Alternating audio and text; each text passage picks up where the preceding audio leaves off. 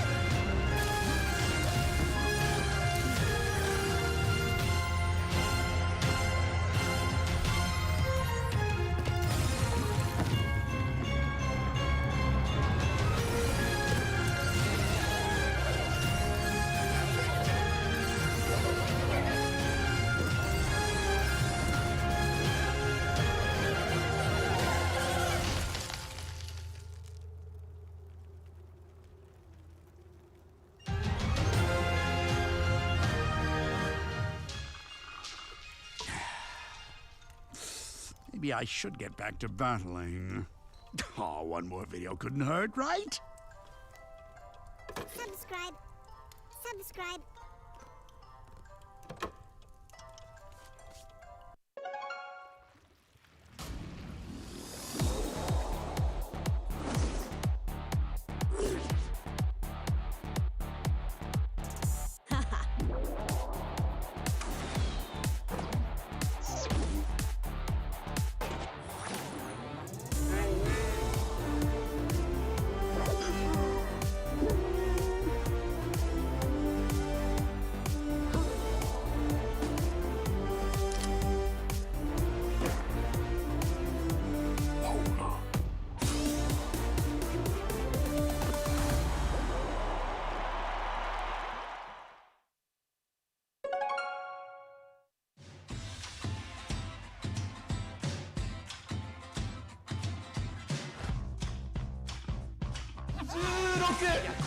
直接拔掉了，拉下光卡，拿到一个游侠的位置很完美，还有吗？まずはタロンが一本選手。收到迪拉特这个 tower。KFU were able to come back from great response. 커브가 결승을 진출합니다. 手一砸带走。 마그로도 이거 역전. 아하. 东北五冠王朝 NOVA 战队。そして3発。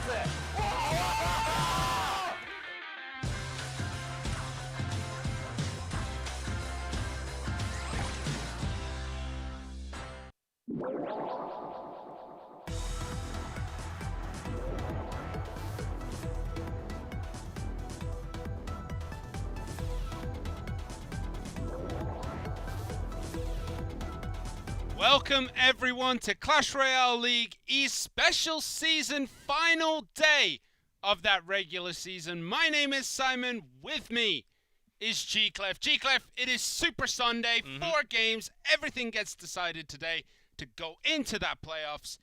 How you feeling about it? It's an epic Sunday for that epic card that you get every Sunday, one free. Make sure to check that every single Sunday because you get one free and also get to trade with your clan mates. That's not all though. It's an important day to have everyone sorted out for the standings, and for the first time we have all 8 teams playing in one day. Yep. And we begin with China versus China. Big rivalry with WEDGM versus Nova to start things off. So it's going to be an awesome day to finish out the regular season. And already we have 4 teams with 4-2 match score, 4 teams with 2-4, which sort of means that all the teams, at first we had teams standing on top at the bottom. Now it's pretty much somewhat even at the bottom 4 and the top 4, which sort of means that maybe these teams are near the same power level. That's something we should also look for if the bottom teams are going to rise to the top after the balance patch, or if it's just going to be the same top 4 standing on top. Yeah, well, we can see the standings here. The top 4 and bottom 4, as you said, are decided. WEDGM, Kicks, Bob Gaming, TTG. And at the bottom 4, Talent, Ponos, Team Timing, and Nova Esports. But today is not going to be a wasted day, because the performance today will decide who they go against in the rest of the tournament. So we'll see about that in a bit. But today's matches: WEDGM versus Nova, Ponos versus Team Timing, Bob versus Talon, TTG versus Kicks. It's going to be an epic day. 4 games, 4 amazing teams, 8 amazing teams. 2 times 4 is 8. Like I'll learn this eventually. 8 amazing teams, 4 amazing matches, all to decide who faces who. Now, why is this important, G-Clef? Why is it important to finish first or second? It is because you, of course, for top 4, you do get 2 life. If you lose one, you still have 1 more life to go on. But especially for the bottom 4 teams, if you meet your opponent who you don't want to go against, there has to be some specific player that you just not want to fight against, because players do have their styles and choice of decks all the time. Sometimes they can be of a somewhat of a personal counter as a player. So you do not want to face against specific player, specific team. But when you do, if you're at the bottom 4, if you lose one, you're gone. So you do want to have a better matchup. So today's gonna be the day where you can kind of choose your opponent, but sometimes because of the other matches result, you might not be able to. So it comes down to these 4 matches today. Yeah, well, the first match, WEDGM versus Nova, will decide who finishes top and who might finish bottom. I think even if WEDGM beat Nova, there's still a chance that Nova doesn't finish on the bottom due to the head-to-head record. Yesterday we thought it was about games and stuff, but it is head-to-head first. And then set score, then game score, then crown count, which means I don't think we're gonna go all the way over, the way to there. Shouldn't be needed. Key players for today: WEDGM, Higher, and Nova, LCO. Now, what can you tell me about Higher, G-Clef, since I left my book in my bag? Higher, he's never lost a game in 1v1. Always 2-0 in best of 3 set, 1v1 set 3. But compared to that KOH, not too good of a record. Actually lost a lot more, as you can see, 1-4. TPD, of course, he did not play a single game. That's why he was 0%. LCO had his moments in the beginning few weeks and then struggled a little bit in week 2 and 3. Yesterday seemed like he was back on his comfortable form. Let's see how these 2 key players actually serve a role in their team. Because first match, it is going to be China versus China. We are going to have both teams offline. Yeah, well, we can see WEDGM there. That is Solomon, Haya, Peas, and Wonga. No Shia today, so she's probably not going to be coming out. And here is the roster for Nova: Aurora, Little Chen, Elsiop, and B-King. And you're right, Elsiop has not had the greatest King of the Hill season. Actually, he hasn't really had the best season at all. He beat Blizzard, he beat One Crown. That was way back in week 1, and since then, it's only L's down the list. Elsiop has probably been hard countered by the opponents. Sometimes his super aggressive early game spells has been costing him a little more in trade. Yeah. It looks very different of a player compared to who he was last year and the year before. Maybe the squad is giving them some more pressure because of TPD, because they're struggling a lot from the triple draft. Their 1v1 tends to suffer after that because, well, even after winning their King of the Hill, they lose their TPD many times. Yeah, well, we are going to be getting into this. I believe this will be Higher as a guess. The mask is making it really difficult for me to tell. I'm trying to memorize all the glasses so I can pretty much know who it is. Okay, there's referee Hera. All right, let me just. Okay, it's Wonga. All right, Wonga coming out for WEDGM, and that man never can be mistaken. Not that one. Not that one. Not Teresa. Not that one. You said that man, so it's okay. That Everyone one knows. right there. Elsiop, the undisputed previous champion of the world. Like, the guy is an absolute monster. He's won CRL. He won on the first season in Worlds. Maybe he can do it again, but it's not looking good for him. 14 games played, -4 crown differential. The only way you can get a -4 crown differential, G-Clef, is if you lose. If you lose more. Not more in games because it's crown count. Yeah. But he did lose a lot in King of the Hill. 2-5. We record right now only 2 wins in 2 games. Yeah. Looking at Wonga, likes to play the heavier side of things, 3.5 up. Hasn't played any recorded games so far this season with anything below that. So no quick cycles for him. And Wonga has played 6 games, 4 wins, 2 losses. So he's got quite a few games in him.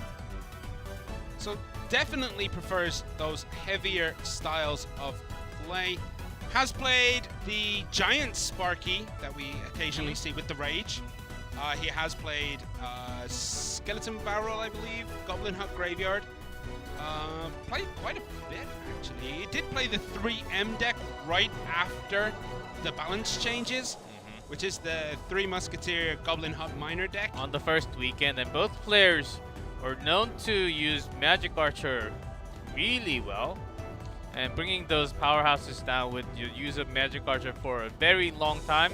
But with the recent nerf, I think that affected them a lot. But maybe next month, when the range does come back with a different type of nerf, maybe they can sort of get their power back in a way. Well, hopefully, because LCOps Nova in red at the top has it all to do here against a very dominant WEDGM team who did face defeat just last night, only their 2nd loss of the season, and against Talon. So they lost to Ponos and Talon this weekend. Did WEDG. There's that 3M. So we're expecting a lot more EQ and Royal Hogs from LCOP, and more Graveyardy from Wanga. Yeah, well, there are the Hogs and Barbarians coming down here from Wonga. Is this going to be Love? That's usually the With matchup the Knight, we see I don't with think Barbs. so. No, you're right. It is Graveyard. Would have been an interesting deck if it did have Knight and Lava. Yeah, Hand with it, Barbarians, I think they are still really good against the mini P.E.K.K.A. And even though it's one shot, a Barbarian that still tower's takes down. That tower is gone. 1 Graveyard is all it takes for Wonga to take that tower.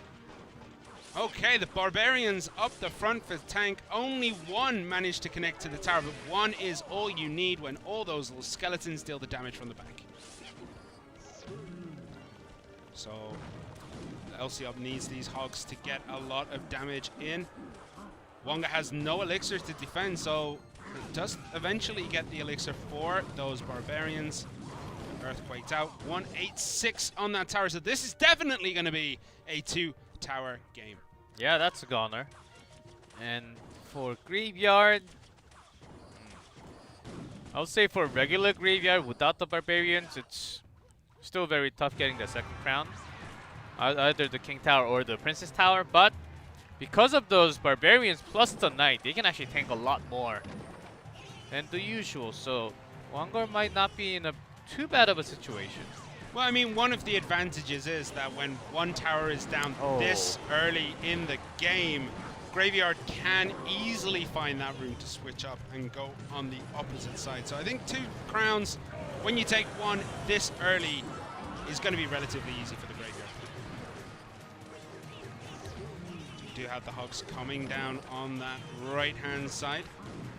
The Goblin Hut there, just distracting them long enough for the Musketeer and any Spear Goblins to take that out. Good poison, making sure. But now that poison goes down, we get the 3 Musketeers loaded up, 2 and 1. No Tornado to pull them together for Wonga, so he's going to have to deal with each of these separately. And that might be tricky. Might need the Snowball. Yep, Push them that's back. what LCOP wanted, but those Barbarians are certainly going to help. So going for that 3 crown with the mini P.E.K.K.A. Royal Hogs and EQ. Snowball to push back that Musketeer, but that mini P.E.K.K.A. is going to connect onto the King Tower. 2806 remain. Musketeer will go down, get a couple of shots. Not too bad on the top either. Yeah, a few shots from the Barbarians, Knight, and the Musketeers. actually makes it a little better for Wanga. Do you think Wanga's going to go Graveyard on the King Tower here? Only when necessary. I don't think he needs it right now. Because he really needs to save up elixirs for his own defense first. 3 Musketeers. And instant poison snowball to slow them down, to keep them in that poison. And that Musketeer not going to get the connection. Ice Golem just in time. And here we go. Graveyard on that top left-hand side. How much damage is this going to get in? Log comes through. There is a Goblin Hut there to help clean that up. And there's a lot of units and nothing Oh, the done. Musketeer connects. The Musketeer and those Barbarians underneath are going to just make it really difficult to defend. 295. Just so many bodies underneath that area. 3 Musketeers played on the right-hand side, left-hand side with those Barbarians. They're going to try to clean that up as quickly as possible. 2 snowballs. All it takes for Wanga to bring that Princess Tower down. LC up. Just wait for the poison. There it is. Wanga taking out Elsiop here. Great display, great control on that Graveyard. How many times did he play it? Twice? Graveyard? We'll find out when those stats come in. But that is how you are super effective with that Graveyard. He didn't I think twice, yes. He didn't overcommit. Every time he played it, he got a ton of damage. He worked around with those tanks. And I mean, when you're playing against a 3M player, you know that Elixir is going to be one of their weak points. Because that's 9 Elixir drop down in just 3 units. Especially when you get a massive Elixir trade with the poison. It's oftentimes hard to catch all 3 of them in single poison, but because Wanga was able to put this first tower down so easily, he had an extra room to put those Knights, Barbarians in the pocket to keep those 3 Musketeers. Yeah, and then here again, Barbarians just going to work, and then when they're finished eating lunch, they go all the way for dinner. Musketeer connecting onto the tower. And it actually helped protect that Musketeer for a long time, because if those weren't there, that would have connected onto the Musketeer. The Musketeer would have died, no damage getting done. And look at that, 2 Graveyards, 1 for each tower.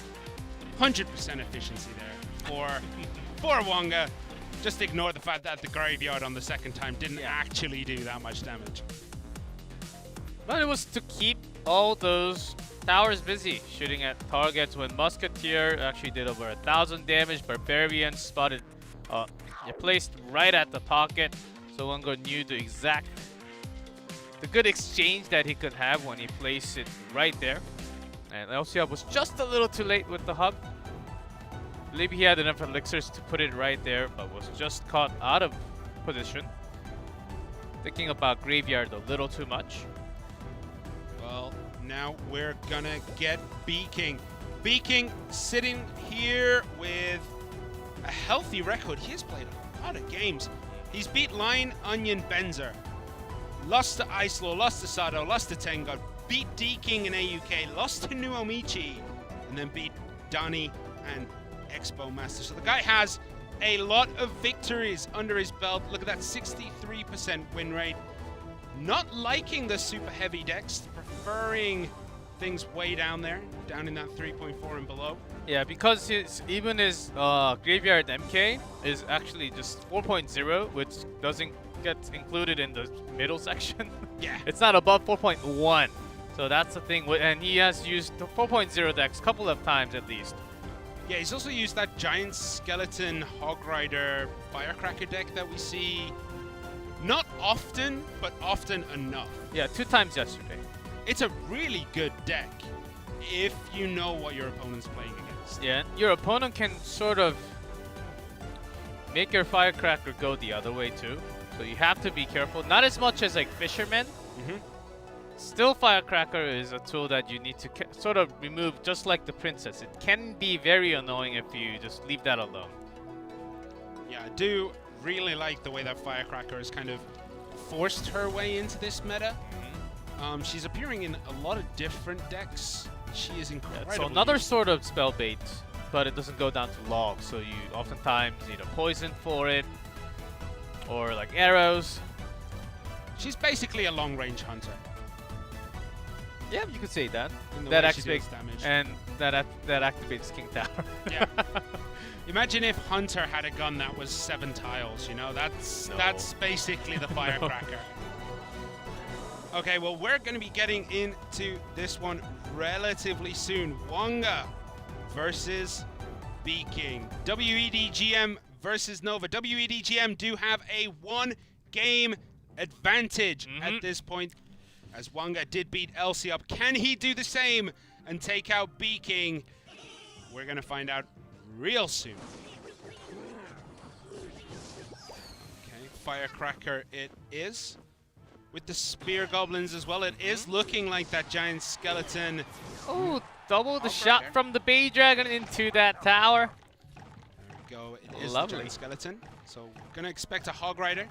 Wonga should know this. Does he have anything to defend against? And he does have those spear goblins in that goblin hut. Earthquake coming down from Beking. Is he going to be able to distract and deal enough damage to this giant skeleton? Ram Rider. Okay. Hog Rider going down the right. He expected the Hog Rider to come left. Wanted to have that a snare on the Hog Rider. So Beking, good mind trick there. Yeah, interesting that he went down the other lane, but does he have anything to defend the cannon cart? Mini P.E.K.K.A. As always, coming in clutch.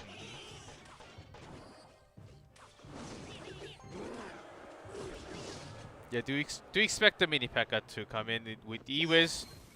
Very, very standard deck, standard Hog Rider Firecracker deck from Beking. The only other one with the Firecracker is that sometimes come out is DRG. But not the best right now in the meta. So how is Wonga going to be able to get these Ram Rider connections? Is he looking for the connections? Is he looking to play it in the same lane? He was looking to activate his King Tower first. Didn't get that. Yes. Giant skeleton. Is he going to load up with the Hog Rider behind this giant skeleton? This time he does. There's the Ram Rider. That's going to just slow down that Hog Rider. But does he have anything that can actually finish it off? Ram Rider getting trapped next to that giant skeleton. Battle Healer will do some damage, but it actually doesn't do too much. So it does connect at least. Still takes 1 hit. Doesn't have enough elixir to kind of put things around the Battle Healer to make sure that she lives. Oh, Firecracker doing all the damage. But giant skeleton, you do have to count the damage in. Well, he does have elixir to defend here. Last minute on that Goblin Hut. 4 elixir left. Log comes down, but this Mini P.E.K.K.A. is very healthy. He has 5 elixir, has to throw down an emergency cannon cart there to stop that P.E.K.K.A. connection. And it's looking really bad for Wonga right now. He can't seem to find a way through the defense of Beking with that Mini P.E.K.K.A., with that E-Wedge, just slowing it all the way down, taking another hit from a Hog Rider. Almost Wonga might have thought that was not going to connect, but was still waiting for that Musketeer turn. Firecracker played at the back. Musketeer poison comes down. Musketeer does not get a hit on the tower. Another log connection. Hog Rider probably going to get another hit in here unless the Ram Rider comes in, as she does, slowing that right down. Yeah, problem for Wonga is that Mini P.E.K.K.A. actually. It's been stopping not just the Ram Rider, but the cannon cart, which actually becomes a great win condition for Wonga. Well, it doesn't look good here. Hog Rider gets 1. He gets 2. 168 remain. No, that's Spell Cycle will finish this. Yeah, in more than 1 Earthquake, Beking. Giant skeleton at the bridge against the bridge spam, one of the best defensive tools you can have in the game. Where's the Earthquake to finish it up? Gonna try to defend this by the look of it. Just holding on. Predicted cannon card. There we go, 23, and it is down. Beking defeats Wonga here. All right, who's gonna be next? Oh, and that was with the Battle Healer.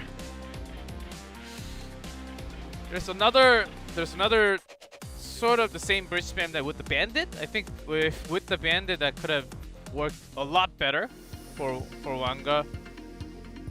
And the Battle Healer in this case did not really heal too many.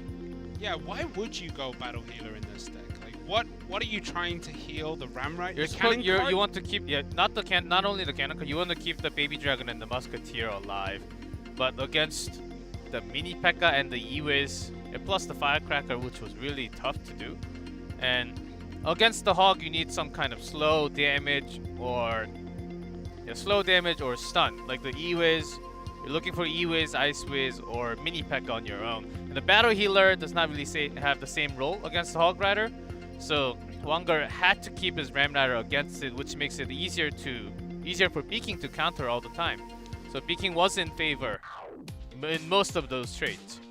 Yeah, Beaking does manage to take the game. 6 Hog Riders, 5 Earthquakes, 4 Giant Skeletons, 3 Logs. I was hoping for a 2 and a 1 there, but it didn't quite work out.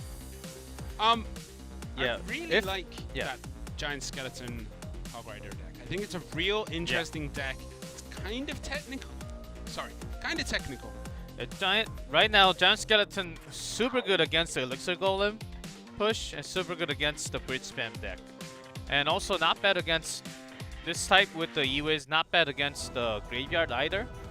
Only a Firecracker sometimes becomes a hassle, but when you have that E-Wiz, it's somewhat easier to defend. So in this meta, it actually serves has a pretty good spot in it. So would you say that in this meta, that Giant Skeleton Earthquake Hog Rider deck has more favorable matchups than other decks that we see? I mean, if you run into Goblin Giant Sparky, I mean, Hog Rider can be countered with a lot. It depends on your opponent's cycle. Okay, so it is gonna be higher next. The key player, according to those introductory graphics that we saw, 9 games played, 55.5% win rate for higher here. What has he played this season? We've talked about he actually played Rascals. I think he's one of the only players we've seen so far this season to employ those Rascals. Played that in a Skeleton Barrel Bandit deck. Yeah, double barrel. He's also played Graveyard with... Yeah, with the Rascals, that was one of the first introduction with the double barrel of this month. And then we slowly just went with more of a minor double barrel version with the MK or without the MK. Because with the Rascals, it makes it kind of weird if it's really heavy or not. Rather, you just have one Mega Knight to just have that spawn damage, or just take that out and make it super quick cycle instead. And Rascals in the middle, it's sort of weird to have a quick cycle or not. So a lot of players ended up taking that away. Yeah, I mean, the one good thing about Rascals in that deck is it does serve as further log bait. Because you do have the Skeleton Barrel, you have the Bandit, which isn't quite, but, you know, distracting enough to stop the charge. You have the Goblin Barrel, the Rascals, obviously, and Dark Goblin is in there. So there's a lot of log bait with that Rascals in that deck. So it can be a very tricky deck to play against because you want to use spells at so many different targets. But we're going to get into this third game between WEDGM's Higher and Nova Esports Beaking. All right, let's see. Yeah, keep on thinking about the last game. If that King Tower was activated, I think it would have ended up the same. Yeah, but with a longer duration of the game. Alright, Miner coming in there. One bat survives. Unfortunately, one bat did get taken out by the Princess Tower. And the Knight is no longer for this. Knight with a snowball. Okay, so let's watch just a little bit more. Usually bar barrel, but there are. So, okay, it's going to be the Hog instead. Yeah, and Higher has that bomb tower. Reading his opponent, it is a great counter to the Hog Rider. Bats coming in again, has to be snowballed away. So is this a very, very low elixir cycle, or do you think Beaking has something up his sleeve that's a little bit heavier? Do you think he might have something like the Giant Skeleton in there? I think it's, well, with the Goblins, I think it's more of a quicker cycle with the tower, yes. Alright, we do have a balloon from Higher. Is there going to be anything to make that quicker? No, just a snowball. And it is going to get a very healthy connection. Is it going to be 2? Snowball comes in, denying that second hit. Okay, Hog Rider with the death damage just a little bit off on the bottom left. Okay, so Minor Loon for Higher. Hog Rider cycle up there for Beaking. There's another weird balloon miner going around with an Executioner. Yeah, it's in a couple of games of that lately. Which I'm not a biggest fan, but it does work. It's a little bit heavier compared to what Higher has right now. Let's see, just balloon again. Yeah, looking at it, Viking does not have many anti-air options. He does have the snowball, does have the musketeer, but that's it. He doesn't really have anything to deal with that balloon. And with the EQ, that seals it. So he's going to have a hard time coming into this double elixir period where Higher can keep loading up on these balloons. And if it gets down to a triple elixir, it's going to be incredibly difficult for Viking. Two key cards, both players. Oh, that balloon has ignored the bomb tower. That is going straight to the tower. Snowball to slow it down. One drop is enough. The tower does go down. All right, Viking is in a world of hurt right now. He has 30 seconds to get 1,400 damage in, and it doesn't look like he's going to be able to.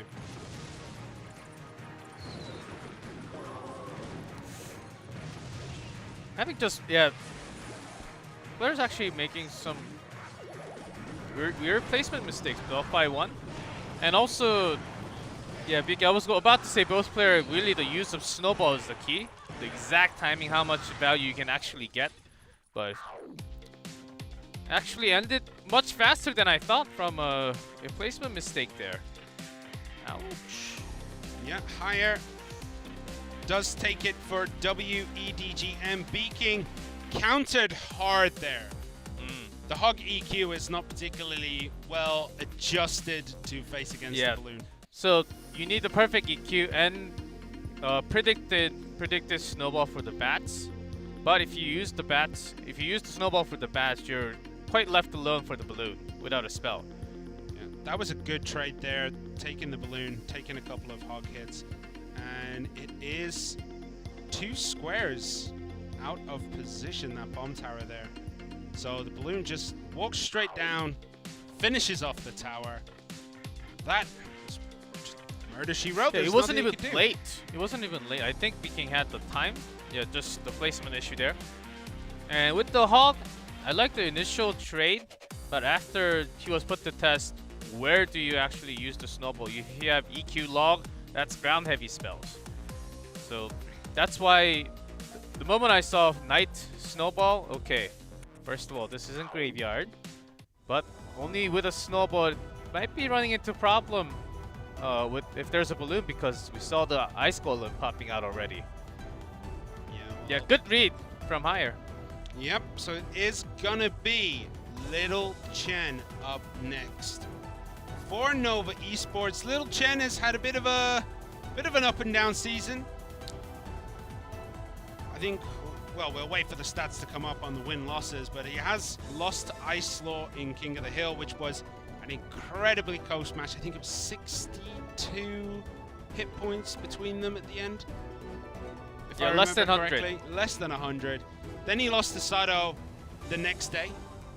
But since then, he's had a pretty good run. He beat Tengar, he beat Rad, he did lose to KK, he beat Nuamichi, and he beat Jack, did lose to Donnie. So 22 games played, a 40% win rate, and -5 crown differential. Don't forget, this data here includes that triple draft where Little Chen had 2 wins, 1 win and 3 losses. And does like to sit pretty in that mid-range 3.5 to 4.0 elixir cost. So what kind of decks can we expect from Little Chen So a lot today? more Hog than what I expected today, because we talked about before cast as today the placement does matter a lot, but because your team is already sort of in that top 4, bottom 4, this would actually put a lot more players to have experimental decks, the decks they are more comfortable with, sort of like how WEDGM actually played their own classic decks to themselves. Like last year, we saw that Goblin Barrel Mirror yesterday from Solomon. No, not Solomon, Peace. So I expected a lot more of those classic deck of a player. But instead, more Hog Rider and Quick Cycle from the bridge. Well, one of the things that we can say now is, like, these teams at the top, WEDGM, Kicks, like, they're going to be trying to hold back a little bit this weekend now that they're in the last day. They don't want to show everything that they can do. Another Hog. And a very quick Hog Rider here from Higher in blue. Little Chen answers, though, with that bomb tower.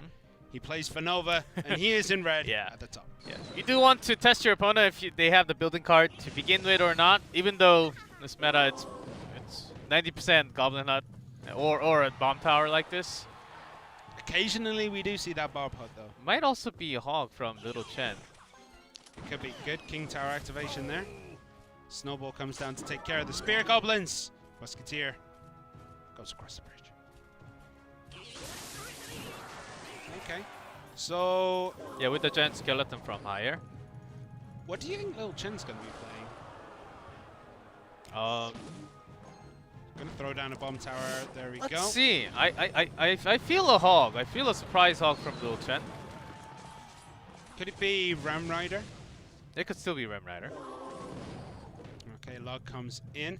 So Little Chen just taking this very, very slow, not trying to push his luck. Yeah. And it is a Hog Rider coming down the right. Oh, and a mini P.E.K.K.A to answer. 0 hits there, well placed. Remember, if you want to take out a Hog Rider without taking any damage, you need to same be place one with the across. P.E.K.K.A. Yeah, same place with the P.E.K.K.A. Oh, when we actually had P.E.K.K.A. everywhere instead of that mini. All right, giant skeleton with the Hog Rider for higher. And for Little Chen, that last card, do you think that's going to be the Earthquake? Yeah, it has to be. And because of no building from higher, I think Little Chen's just gonna hide it until he has full elixir. He just wants to have that for more damage onto the tower. So the snowball and the misses on the hog. That's a lot of damage getting taken by that Hog Yeah. Rider. How can Little Chen recover from this? Higher might be on the verge of sealing this King of the Hill for WEDGM. Yeah, at least the King Tower is activated, so not as bad, but Mini P.E.K.K.A with the log shuts that down, and now we have a P.E.K.K.A on an adventure going up that lane, but so much pressure coming on the left-hand side. The Mini P.E.K.K.A is not addressed. One hit to the face. but at least the firecracker damage on the left side. Two Little Chen's out of defensive options. As one of his cards, of course, Earthquake very likely is locked down. Good snowball there to just push the Mini P.E.K.K.A into a awkward spot where it cannot finish the Hog Rider instantly. But that Mini P.E.K.K.A, is it going to get another connection onto the tower? Yes, it does. It's all kind of going wrong for Little Chen here. Ewa's down on that Hog Rider, and even with the Earthquake, it's only going to get one hit. 2 hits. All right, 2 hits there. 736 remains on Little Chen's top left-hand tower, though, and that giant skeleton seemed not to care. Firecracker is something that Little Chen has to take care of immediately. Plus that log damage and the EQ. King Tower is activated anyhow. Great snowball to push that Hog Rider back into the bomb tower. Death damage, trying to hold on with everything he has, and he is getting damage through now. 624 remaining on that tower. Only 200 difference between these two players. They're providing extra from the Earthquake and the slow. Little Chen started his way. Oh, this Earthquake catching everything. Yeah, remember that this time one hit. Oof. Remember that this is overtime, so all it takes is one tower to finish it off. And that log coming in Offensive again. log from Little Chen. It's a good timing. One HP! Oh my god, Little Chen's tower has 1 HP remaining. All we need is an Earthquake, and there it is. Higher takes game 4 for WEDGM, and that concludes the King of the Hill. Wonga beating Elsiot, B-King beating Wonga for Nova Esports, but then Higher comes out, takes out B-King, and takes out Little Chen. Well deserved of that key player spot at the beginning of the day. Gotta admit, some of these plays were, it was a very standard affair, let's say. But extra pressure from that Firecracker. Little Chen had to really position Knight carefully, sometimes on the bridge, sometimes towards the center to draw out that giant skeleton, which he wanted to draw out the Mini P.E.K.K.A at the same time, but it did not line up to be that perfect. Yeah, that was a good catch there, but unfortunately it just was not enough. There's a really nice part where the death damage of the giant skeleton allowed Higher's Hog Rider to get one more solid connection into the tower, which was, if you asked Higher, he would say, I planned it. But it's a complete accident. You Yeah, never know where also gonna it's die. because Little Chen does have a tower and does have a building when Higher, yeah, does not. So Hussar's Quake is going to be a lot more elixir efficient. Of course, Higher every single time. It's really hard to miss if you just place it on the tower and sort of guess where that bomb tower is going to be. You're going to be hitting it. Plus that Musketeer, he was getting a lot more value. So that's why Higher was able to push just a little faster in cycle. Okay. We're going to be moving on to the triple draft How between many these two Hog teams. Riders did we actually have already? It's at least 5 decks and 1 Ram Rider. One was Hog versus Ram, which Uh-huh. was game 2. Uh-huh. And then it was Hog Rider versus Hog Rider, Hog Rider versus Hog Rider. So One 5 was Hogs, Graveyard. 1 Ram. It's been... I was expecting a lot more kind of quirky decks from these two teams today because both of their fates are kind of sealed. But I guess WEDGM wants to take that first spot. So if you don't know, the first place of regular season will in the next round, in the playoffs, goes against the 4th place team. And 2nd and 3rd go against each other. So you want the weaker of the rest of them, I guess. So for WEDGM, they do want to get this victory in. And if they do win, it pretty much solidifies them at the top of the table. If they win, I don't think they can possibly not finish top. Yeah. Yeah, by head-to-head, I believe they stand on top. Yep, because they beat FAV and they beat TTD and they beat Kicks. So they're always going to be top if they win today. All right, it is going to be Higher versus B-King. We'll hire for a triple draft for the first time, but today I think we're gonna have a lot of new player for TPD just to try out before the playoff. And I did go back and double check, of course, on the rulebook. You can actually have all the players playing in King of the Hill eligible for set 2, which is TPD, and you can actually play a back-to-back TPD and also a 1v1 right after. It doesn't matter as long as you don't play twice in that 1v1 set 3, 4, or 5. Okay. Okay, let's see. Time to write cards. It looks like we kind of forgot to put the overlay up. There we go. All right, that's a difficult choice for Higher here. Yeah, Does I'm choose getting the B-King. bats. Okay, All right, skill. delivery, tornado, zap. Okay, 2 buildings. Inferno, bomb tower. Okay, bomb Goes tower. for the NATO. NATO is always a solid pick. Okay, wizard. Not a bad choice against E-Wizard Zappies. Oh, E-Drag. Goblin Cage, Tesla, Cannon down there for Higher. Is he going to go for the Goblin Cage? Goes for the Tesla. Safe option. Ooh, Higher gets Hog Rider, Ram Rider. Ooh, Oh, B-King. just choose the Ewiz. All right. Big spell time. Which one do you choose? Lightning. Okay, does choose the Lightning. Now he gets to see his own win condition. Lightning and is he great with any of these. Goes for Even Hog RG. Rider. Okay, so it is going to be Hog Rider against, what was B-King's win condition choice? Last set of cards that he had was Elixir Golem, Expo, and one more. And I missed on that You choice. had one job to watch one screen, G-Clef. All right, I failed, guys. it's going to be triple draft. So we see Skeleton and Bats here for Higher. 2 very light cards. Great It's for gonna be Hog Rider. cycling quite quick. Yeah, with that Hog Rider. Did he end up getting Lightning? Yes. So he took Lightning as well. So that's going to allow him to get rid of anything that's going to sit there. One of the early cards we Bowler. missed was the Bowler. Yeah, when the E-Drag with the Skeleton Barrel and Fireball from B-King. And also does have a Bomb Tower against the Hog Rider, so he's getting that ready. Decides to Lightning down that Electro Dragon, and we do have a Firecracker from B-King. Here comes the Hog Rider from Higher. Bomb Tower. There's the Bomb Tower, and look at that. The big body of the Bowler just slows down that Hog Rider ever so slightly, but it's still going to get 1. It's still going to get 2. 2 big hits there for Higher. Ooh, Tesla. Not too bad, and you can also activate the King Tower. Good placement there to make sure that he got that incredible value from just 1 Tesla placement. Shutting down that Skeleton Barrel. shutting down the skeletons and then getting the King Tower activation.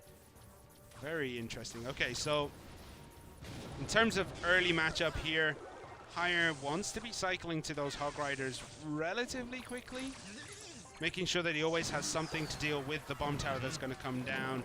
And lightning immediately. No, he's going to hold it off this time. It's not worth that 6 elixir investment right now. Yeah, if you have the bowler along with coming all the way from the King Tower and then save up for the Hog, I think that's the time against the bomb tower.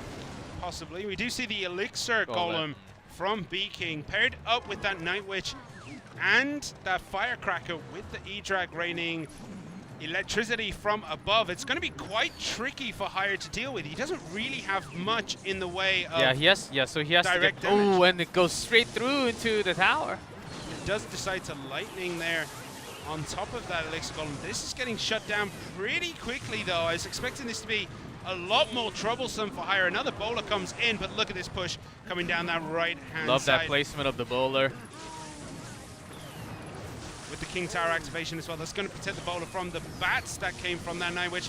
Another lightning comes in, but there is a lot of bodies here. Bowler instantly shutting down all those skeletons with the skeleton barrel. Yeah, even with the lightning. What's that? Another small spell from Hire. Okay, Tornado you mentioned before. I thought he had some other chances to actually use it, but he's finally getting to use it now. I feel like he doesn't really need to invest the elixir in it, but he does need That the E-Wiz bowler survived for how long? Oh, he's been on the field now for about 30, 40 seconds. Will we see the lightning? No, there it is. Okay, the Hog Rider doesn't get a hit. That's important. Using 6 elixir for that lightning, you're trying to buy time for the Hog Rider, but the bowler gets one of those giant rock balls into the tower, 650 on B-King's tower, and it looks like B-King might fall in this first game here. He's struggling to find a way through with that elixir golem, with the Night Witch, with the Firecracker. Bowler becoming a big tool. So Hire wants to finish the game now. The bomb tower all in. That's gonna do predicted it. lightning. Perfect shot. Hire takes game 1. It was looking kind of risky for Hire because he didn't really have that much to try and deal with it, but had to employ the lightnings on defense. Which was good enough when you have the bowler and some skeletons to pull, and he also had a tornado to back up if there are way too many bats in the air. But the good thing was he also had really quick cycle with the bats and the skeletons to work against the skeleton barrel and some of those firecrackers. I saw somewhat of those distractions near the bridge, keeping the elixir golem away from all the troops, so the power does not stay together from B-King. Yeah, look at the value on that Tesla there. Okay, so yeah, love the placement on this bowler. It stayed forever. yeah, it did. It lives from here until pretty much the end of the game. Tornado. There's the lightning to close everything down. Bowler just obliterates the skeletons and those little bloblets. Great lightning and 1 Hog Rider hit. 2 Hog Rider hits finished it. Hire rarely looked challenged. Personally, that looked very scary to go against with what he had with the Tesla, E-Wiz, bats, skeletons. Nothing really tanky to keep everything off, but he managed to do it. The bowler there, pretty much the clutch pick. Yeah, and with few slips of the bomb tower from B-King, led few more Hog Rider hits directly onto the tower, which led Hire to take a lot more advantage. But everything just came together for Hire. Activated his King Tower, he had the bowler, even Tornado to say, if I were in that position, I would have used Tornado a few more times just to be safe away from those skeleton barrels and the elixir golem, but he had his total trust on those bowlers. Wanted to save up extra elixirs. Yeah, well, we are going to start the draft relatively soon for the second game, I should say, between these two. There is Hire, the champion, the victor of King of the Hill, and now game 1. But this guy here, B-King, needs to bring it back in game 2 to keep Nova Esports' dream alive. Okay, time to put our faces on the monitor. What are we going to see from these two? The draft should be starting soon. We might miss the first couple of cards. Happens occasionally. not even going to blink this time. Yeah, don't forget the win condition when it's the last card, So please. I was writing down the 2 and then I missed the pick. All right. At least it was Elixir Golem, which paired up nicely. Okay, so it is Higher versus B-King, and the draft starts now. That was a bandit. Okay, between Rocket, Freeze, and Poison. When you have the bandit, Ooh. you want to say Poison, right? 2 spells in a row, early. In So- the first 3 cards. Okay, bandit, Rocket. With the Rocket, it's going to go Arrows. Arrows is very useful here. But these are really cheap cards for B-King. Like minions, skeletons. I think that was skeleton. His finger kind of blocked it. I like the Flying Machine pickup here. Does choose the Ice Whiz. So Higher is picking some very interesting cards. Does pick the Skelly Barrel. Does have a choice now between Lava Hound, Goblin Giant, and Mega Knight. Yep. Goes and Mega Knight. Mega Knight. B-King has a graveyard. Ooh. Miner. Muska. Does choose the Miner over the Dark Prince and the Knight. And then I think this is the last pick. Uh-huh. Zappies. Hunter's not bad. Witch, Yeah. Hunter. He's thinking about Hunter. Yes. What would he have picked else there? Do you think he would have gone Zappy? Do you think he would No, have I think picked up Witch? No, I think Hunter was the best pick. I mean, it was the best pick, but do you think he was considering going for the Witch? Because you saw from the opponent, you saw graveyard. The other 2. But a lot of the choices actually went well with the graveyard, so you would imagine. And either has Hunter and the Ice Wizard.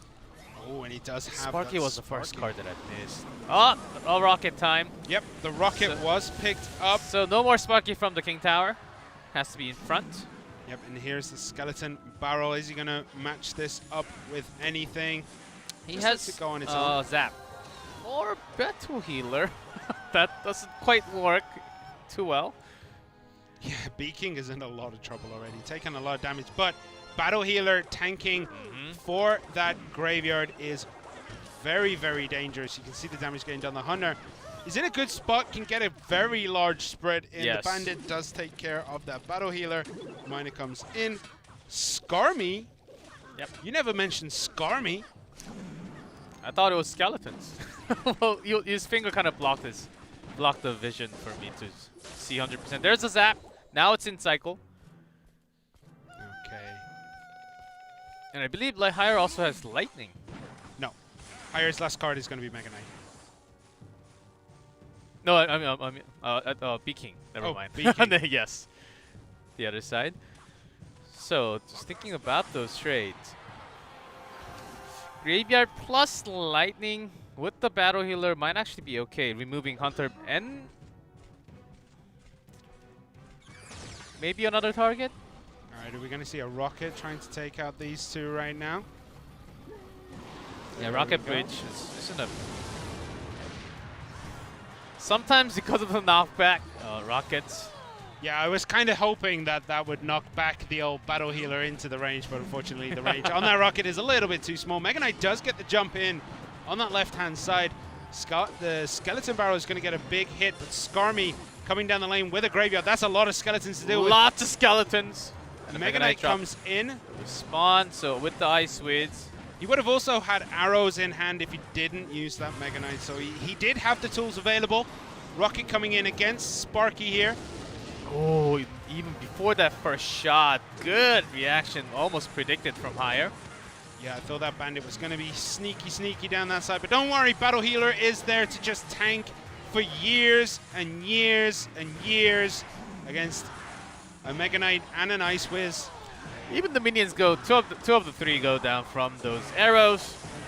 And the He zap, misses the Zap.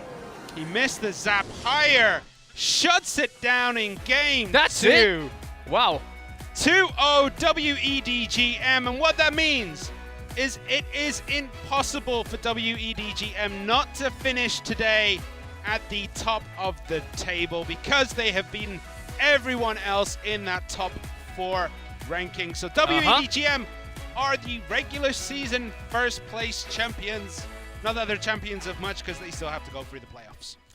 Yep. Now we can basically take out half of the possibilities for today, because WEDGM won and they only lost against the low two teams. Yep. So it makes our job a little easier to calculate all the standings. But they are WEDGM like higher today in King of the Hill, and also Triple Draft. We could see how aggressive he was. He did not really make too many mistakes. But from Nova, there were lots and lots of mistakes for a weird reason. Yeah, that last zap, I know it was kind of, the game was already sealed at yes. that point, Mhm. but Even before that, like King of the Hill, lots of bomb tower placements or some of the spell usage. it's not going right for Nova, is it, right now? Like, something needs to change when we get into playoffs. I know a lot of people say that LCR basically activates when it comes to the playoffs. He basically becomes a different beast. But that mode needs to come in immediately because Nova are bleeding purple here. He's gonna get that Magic Archer back with a different Magic Archer, but if the range is the same, maybe you can... Maybe there's that small room you can still utilize that Magic Archer for damage. I don't know if I want to see Magic Archer back in the meta. It's going to be interesting with the tornado changes that have been proposed and with the Hunter. Maybe Nova will come back then, but we will be back relatively shortly after a quick break as we will be going into Ponos versus Team Timing. Don't go anywhere.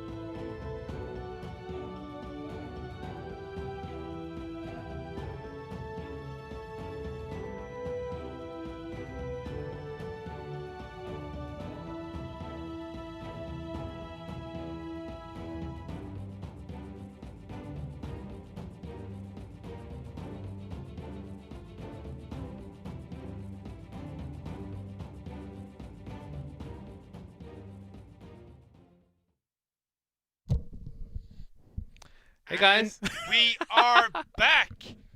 Right. That was a very quick few minute break. I was caught watching more games on TV Royale. Replays.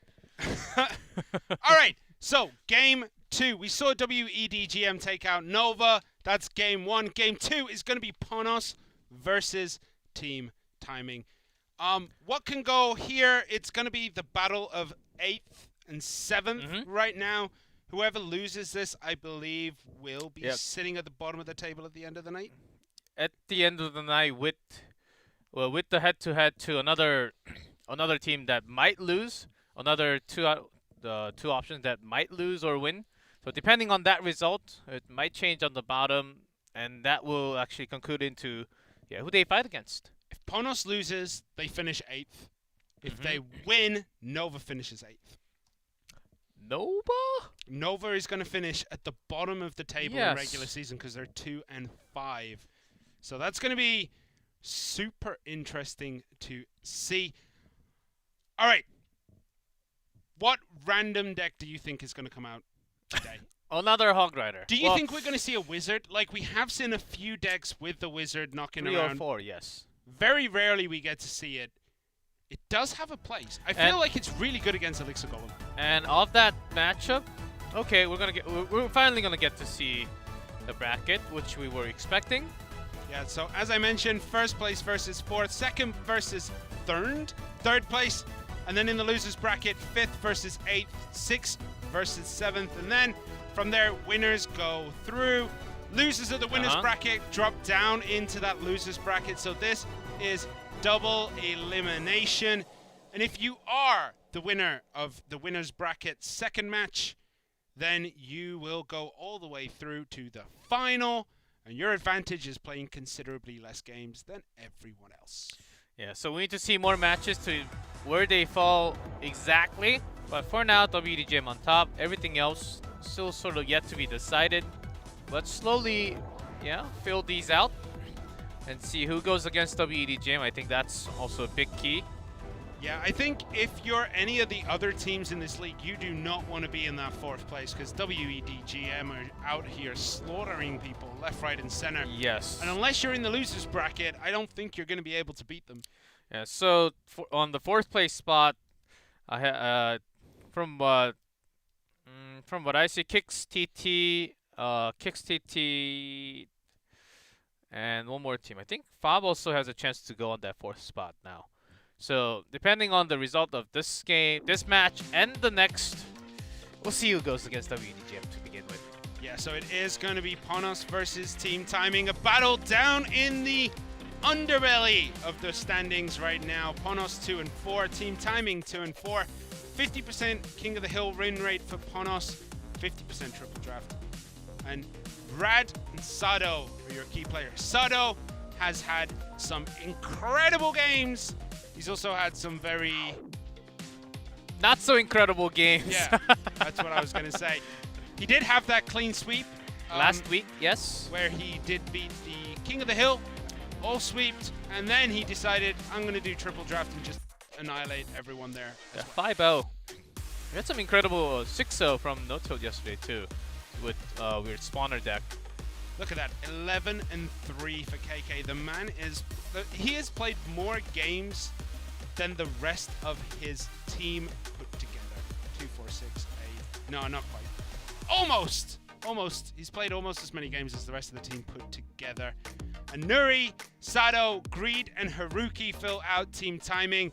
Sado is very much lent on by Team Timing, but the rest of the team have been coming good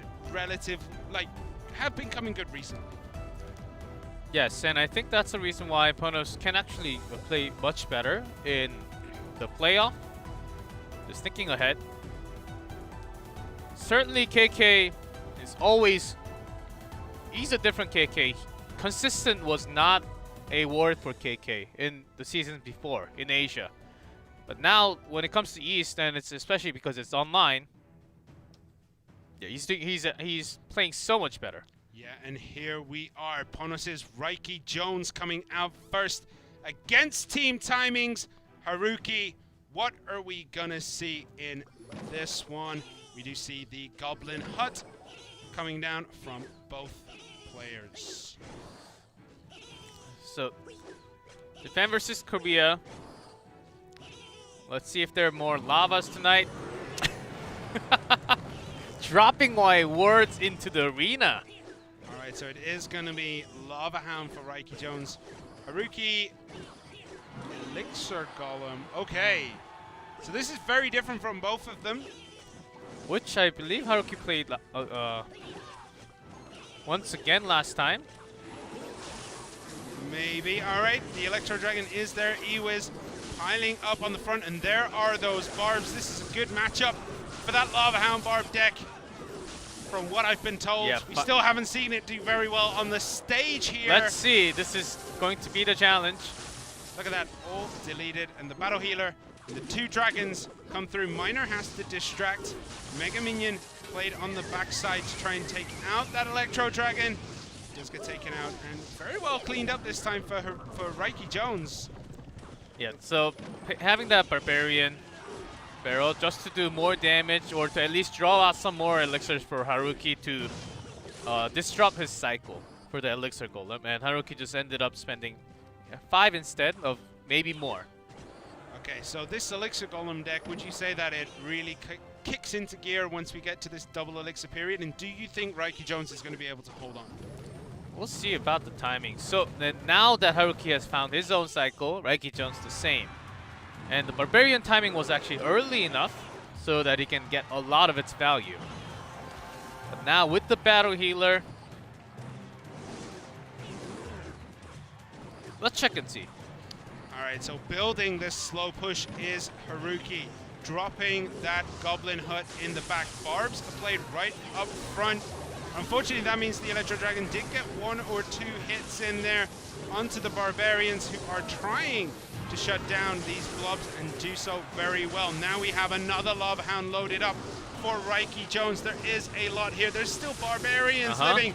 He has about 4 or 5 elixirs, so he does have to deal with this relatively efficiently. The poison comes down. That's going to take out the Spear Goblins and do significant damage to that Electro Dragon. Looks like he might be able to take this tower, and Raiki Jones' tower has been defended excellently. But the one thing we know about this Elixir Golem deck is that it can come back from anything. But will it be able to come back to this Miner? So Goes 305 down and the back. poison. That's going to be it. Yeah, with the tick, Raiki Jones is going to take it. Haruki could not really find a way to break through those Barbarians from the ground, and that was it.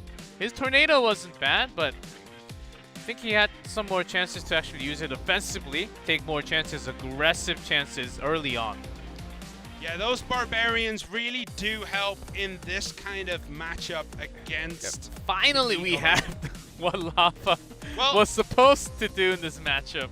Yeah, I Not mean, the Goblin Giant Sparky. that's what I was going to say. Like, every time we've seen this Lava Hound Barbarians deck, it's gone against the Sparky Goblin Giant, where it just doesn't...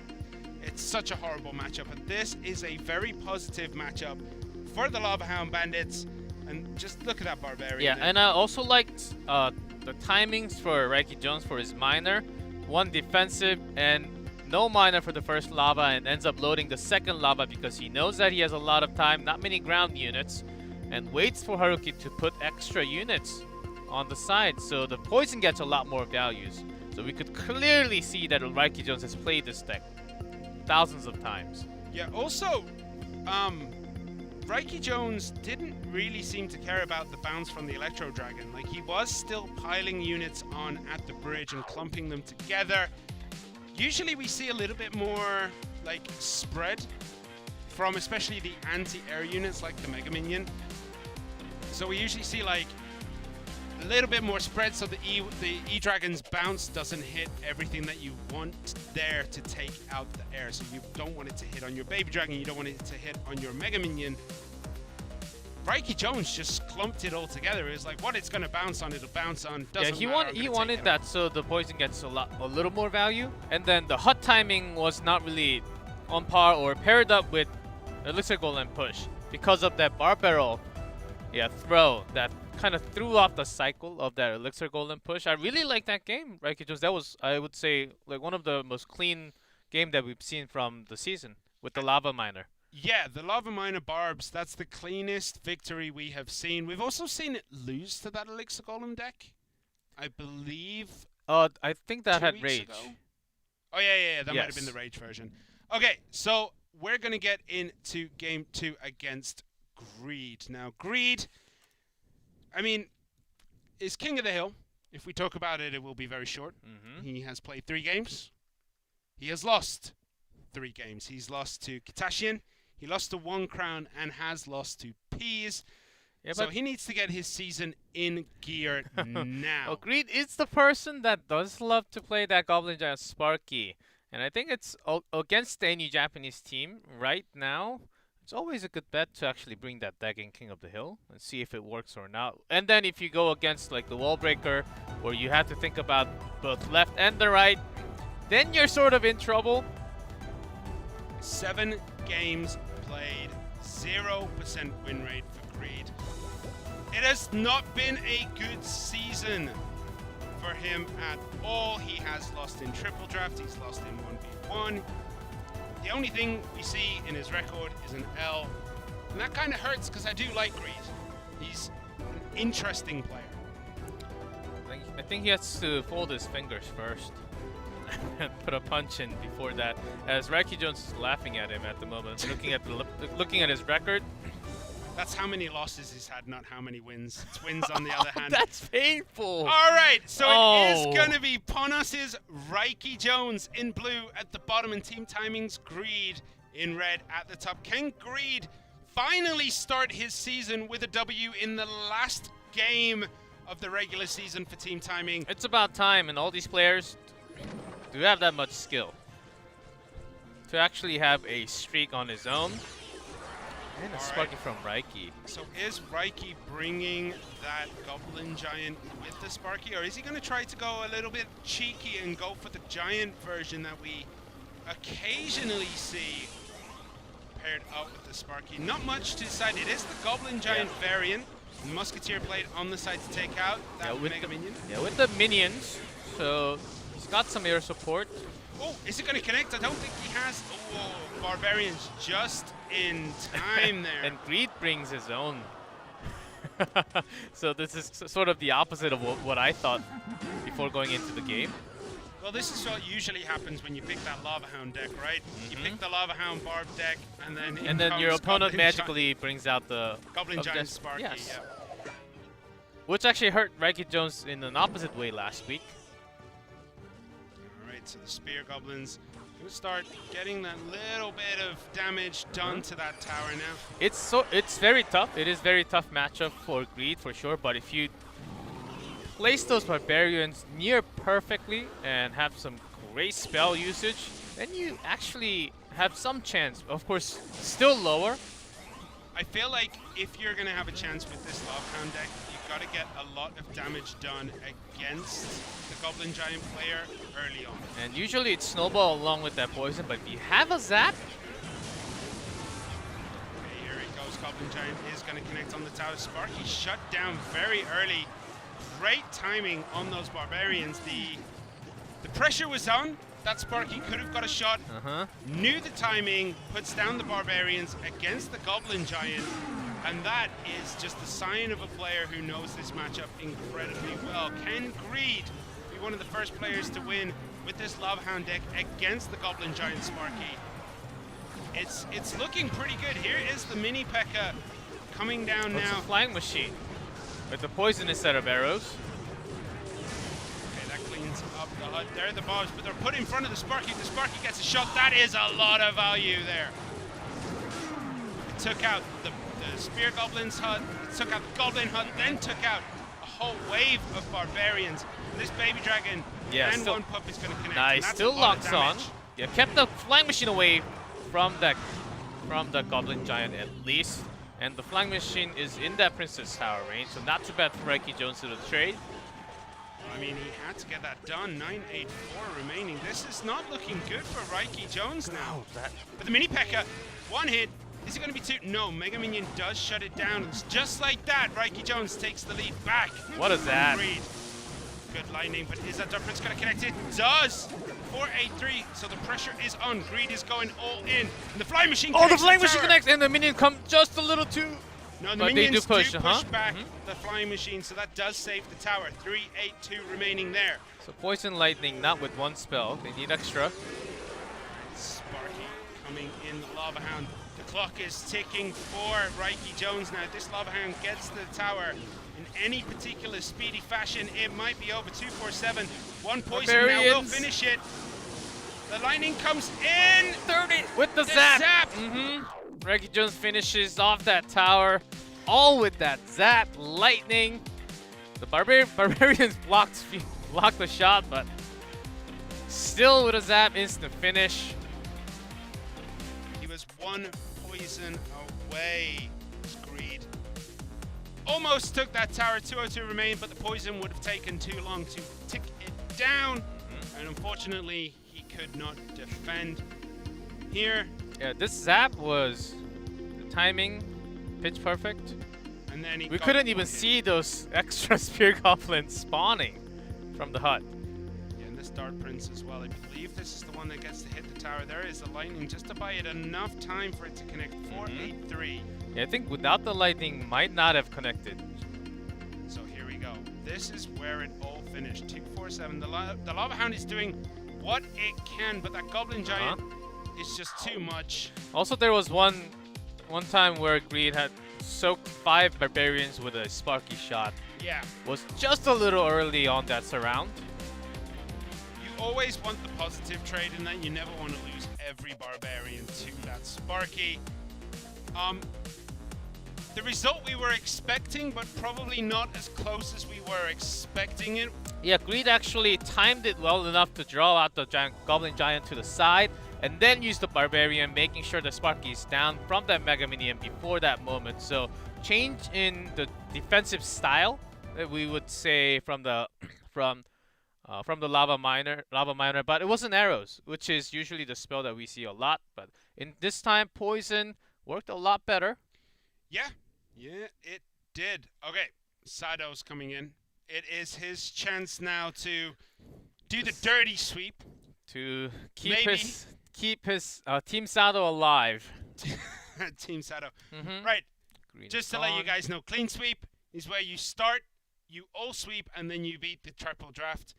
The dirty sweep is where you come in last, stop the all kill on your team, you reverse sweep the team, and then go into the triple draft to win. Is Sado gonna have both before anyone else has a chance to do it? Well, if he comes out in triple draft, that we don't know yet. Well, that we're gonna hope. So, but I think this is a good time to actually try a different player for TPD for team timing too.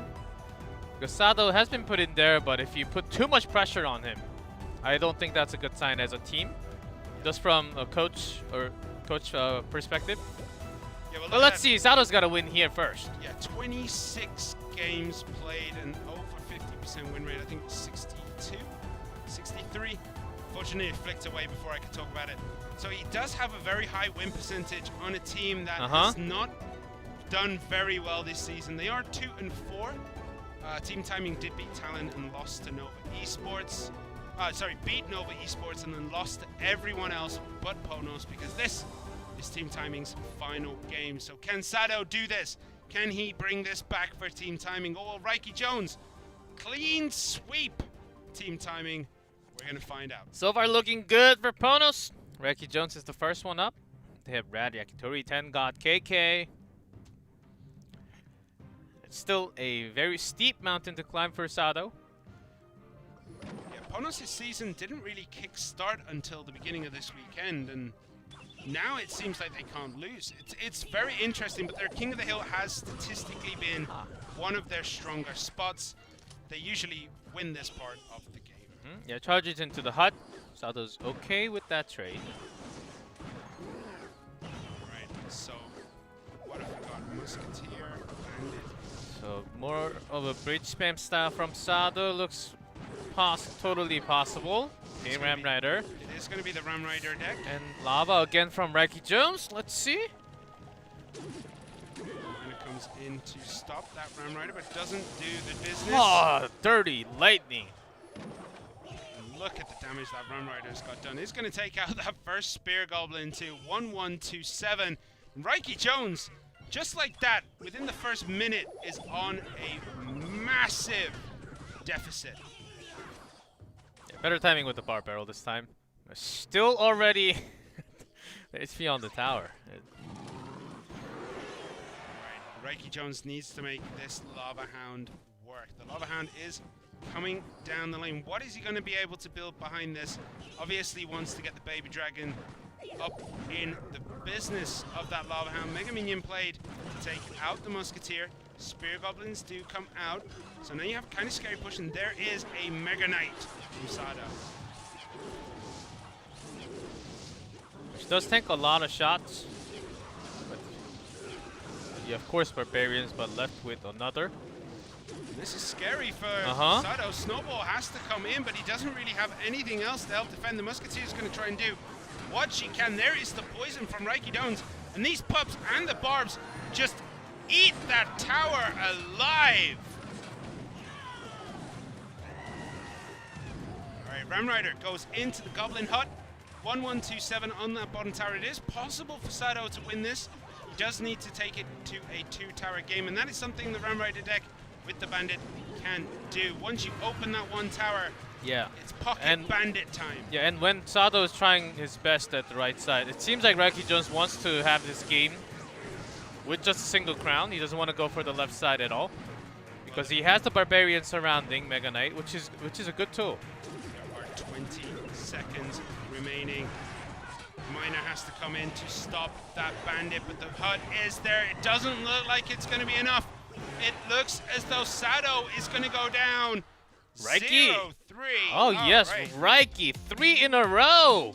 A strike for Ponos for King of the Hill right there.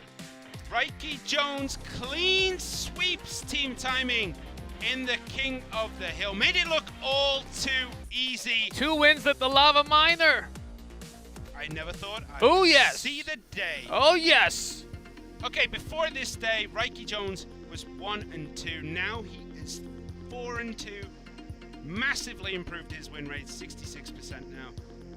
All right. This moment here, just look how much is being built. The minions are there, trying to take it, but the Mega Minion just turns around and is like, stop picking on my big green friend. Barbarians come down, perfect timing. Yeah. There's another version from Sado with the Inferno Dragon. Instead of triple spell, it's double spell with an Inferno Dragon. But this certainly did not have the tool to defend that lava. Has minions, but against all the other Baby Dragon and Mega Minion and so on, the air defense is quite lacking. Yeah, and even if you do get the Musketeer up, you don't really have anything cheap and tanky enough to defend it for long. So usually you would see the Musketeer with the Ice Golem or Musketeer in the Night. So just to try and distract and take away that damage while your Musketeer protects. The deck that Sado bought doesn't have that defensive option, so your Musketeer is usually left in an awkward spot where everything can hit it. Yeah, personally like the Inferno Dragon version with the Goblins a little better, because you do go against lots of Lava Miner decks right now. Not just in pro games, in Grand Challenge, and also ladder. So maybe Sado has just thought, okay, I can surely just tank the shots with the Mega Knight and then just trade better with the Ram Rider. But the problem was that and he has a Lightning, but it's a lot more in Elixir and no EQ, which means that Ram Rider is going to have a tough time going through. Initially with that Lightning, got it down to about 1100 HP, which was good, but after the cycle of your opponent that goes totally against the Ram Rider, close to no damage. It was looking very good in those opening exchanges. I mean, that is kind of before the double elixir period.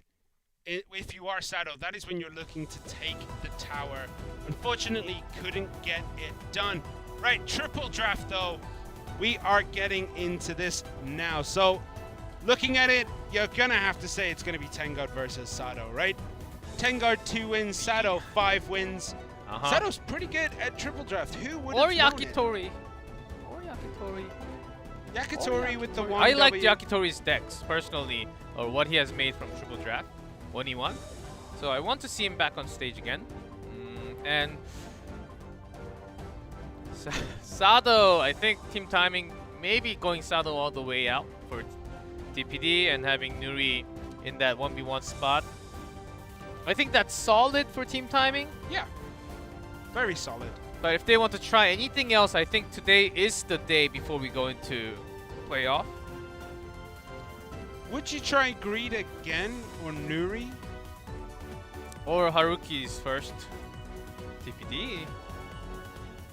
Huh. Triple draft. I don't think Nuri is the best fit for triple draft. I think he's a really good, solid 1v1. So put him on the 1v1 practice only, because you need three different players for that 1v1 spot for playoff. I think you should have started already to really put that spot down.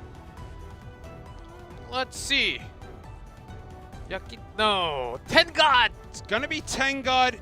2 wins, 0 losses. He has beaten Jack and he has beaten Icelaw in triple draft. And for team timing, it's going to be Greed. I thought this was Sato. Greed. It's gonna be Greed. Triple draft score 0-1. He did lose to D-King from TT Gaming. That was kind of earlier in the season. Yeah, Greed does not have the best place in the format right now. He has not won a single game this season so so far. This could be the chair for him, where it's warmed up by Sato. He just has to sit there and sugarcoating it here. Like, Greed has not had the best of seasons. Tengad though, Tengad's season has been pretty damn good. He's beaten B-King, he's beaten LC up. He did lose to Little Chen in Gerald in King of the Hill. Triple draft, as I said, he beat Jack. And he beat Icelaw. That was yesterday and the day before. So let's see what we're going to get into. Sorry, Jack was a week or two ago. Right, we don't get to see the draft this time round purely because this is Fireball. online. If you're wondering. And Flying Machine is not in the choice, okay? I was going to explain that this is online because, you know, coronavirus and all the teams generally stay out. Chinese teams are all together pretty much in the houses, so they just travel there, take their own precautions.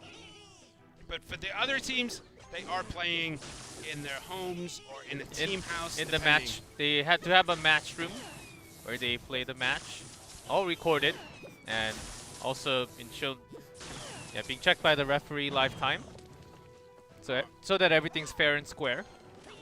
All right, so far we see King Tower activation. So we do see Firecracker. We do see Greed looks like it looks like a Hog Rider deck from seeing too many Hog Riders. Fisherman guards coming to try and protect against those skeletons. Fisherman, I love Fisherman. I think it's such an interesting card. Yeah, it's a shame that it's not particularly great right now. Yeah, because it can work the opposite way of how you intend to do it. And a surprise balloon. Oh, fireball.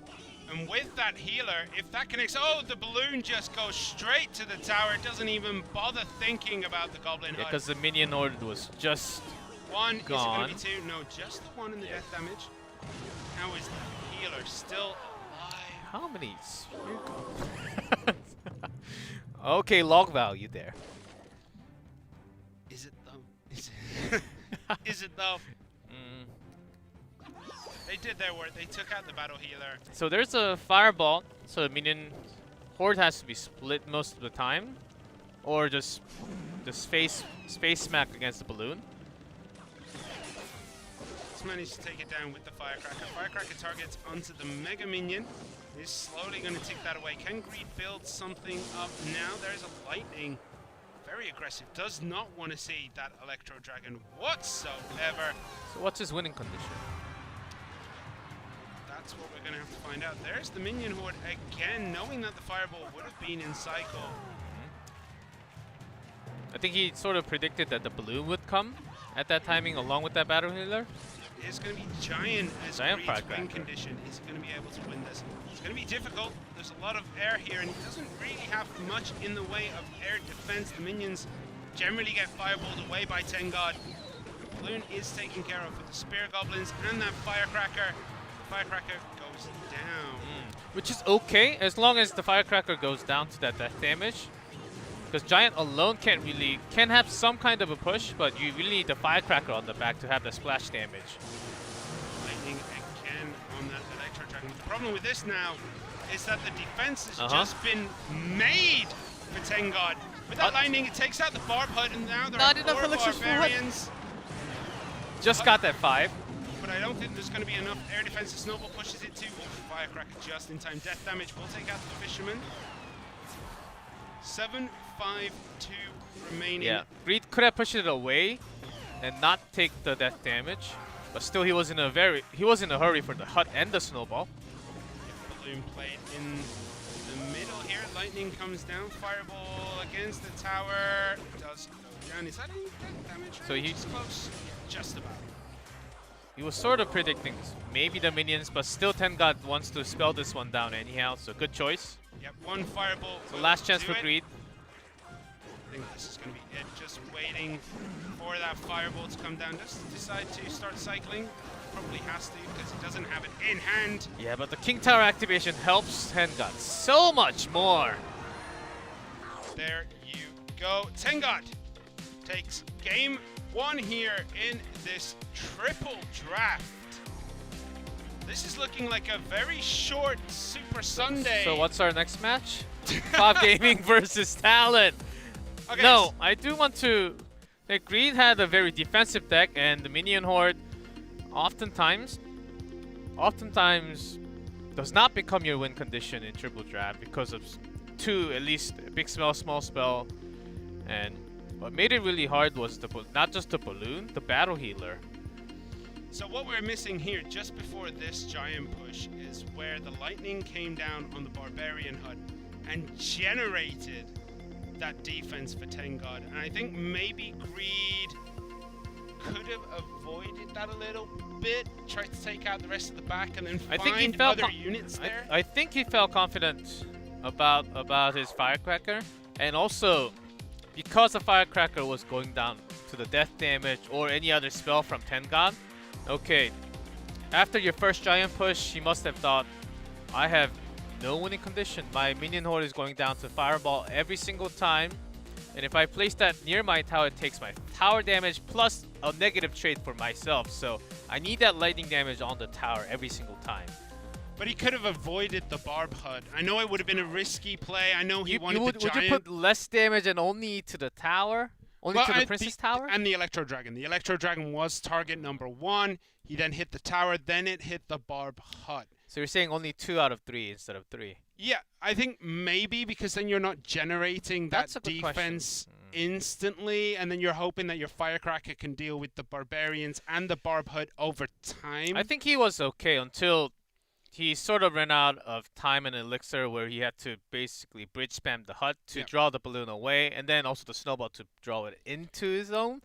Yeah, he was on a he was literally taking down an elixir. I mean, there was so much congestion at the bridge at that point where that Bob Hut went down that leaving it up would have relieved which is congestion. the best for Firecracker, but not the best situation when there's a balloon coming with it. Yeah, and don't forget, you have a giant push that you were trying to build up, and now it's facing 4 to 6 barbarians. Woo! I mean, it was a rough matchup for Greed. I think Tengod played his hand flawlessly, but unfortunately, Greed just did not seem to pick the right anti-air card. Not just the anti-air. I think with the snowball, it's not too bad, but still with a better big spell. Now, instead of lightning, poison would have served him so much better. Yeah. But even lightning came in somewhat of a handy against the balloon, but I think it only hit the balloon and maybe the barbarians when he was using it defensively. Something like that. All right, so we're going to shortly get into game 2 here between Tengod and Greed. What are we going to see from the drafts this time? We have no idea because we don't get to see. Win condition certainly making lots of differences. Yeah, obviously, because you're not going to win with a Goblin Barrel if you drafted a Hog Rider, are you? Of course it's going to be a difference to the deck. Also from Royale API, put a few triple draft percentage and those glitch niche cards that actually does not get to... that Plurals actually doesn't use too much like the Royal Hogs or the Royal Ghost, it actually has near 100% win rate in TPD. Royal Hogs and Royal Ghost? Which is actually weird, right? If you think about it.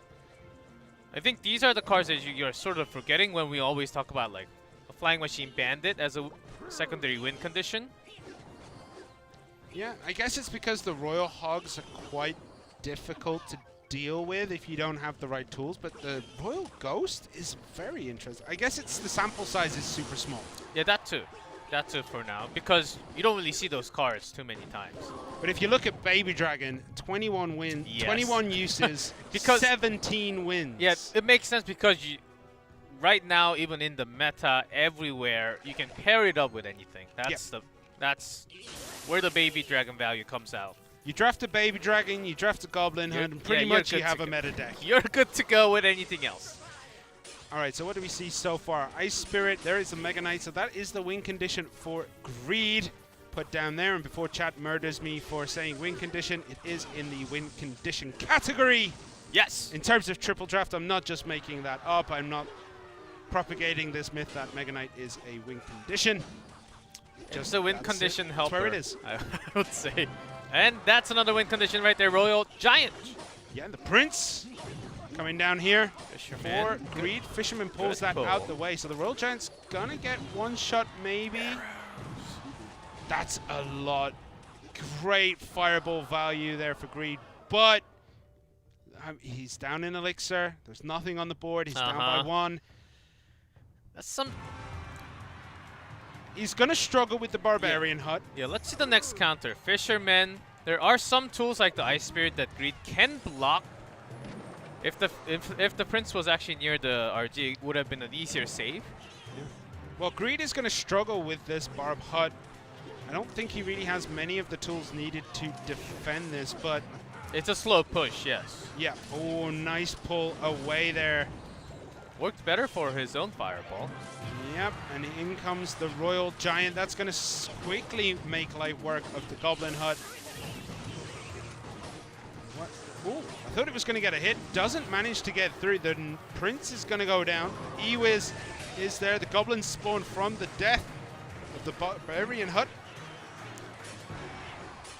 Yeah, not bad of a spawn. I think Tengad also has a chance to sneak into the left.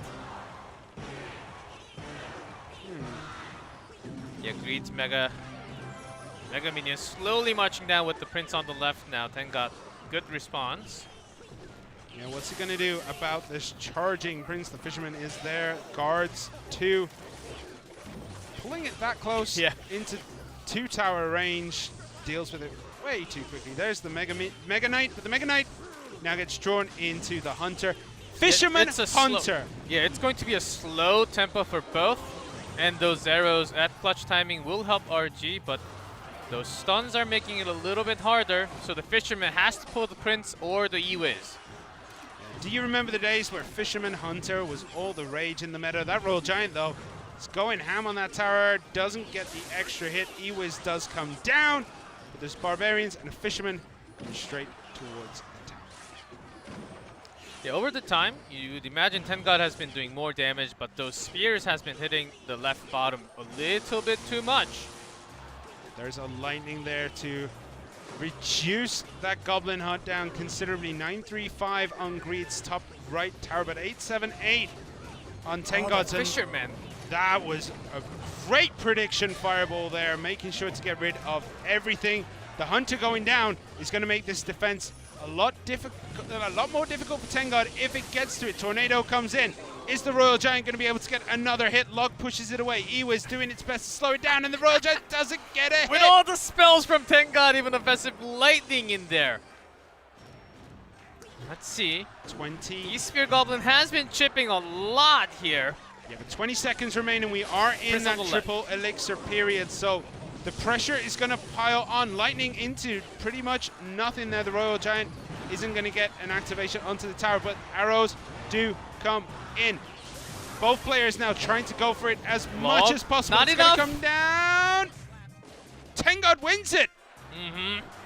With the few extra damage, that arrow at the end, that's 5-0 street ladies and gentlemen. Team Timing goes down to Honus.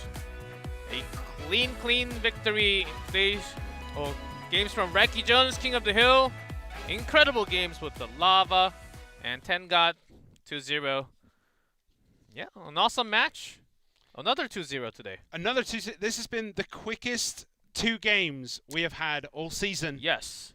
But they've been good games. They haven't been close though, have they? Did you? What do you think about Greed coming out for Team Timing for TPD today? I actually like the choice, but maybe not after watching the games. I like the idea of trying someone new. There's do nothing agree. to lose at this point for these teams. Like, pretty much everything has been decided. But we're going to have to find out. That does mean Team Timing most likely will finish. Yeah, Ponos now probably going to finish 5th. We'll go through during the break and make sure that we work absolutely everything out to update you on the current standings. I still think Sato should have come out in triple draft. That is where he is, and then You we think go. so? Yeah, but then we go to the 1v1, and who are you going to put there? I think it's better to bloodlet your other players in that 1v1 set, but we will be back after a very short break. Don't go anywhere. Thanks, Simon.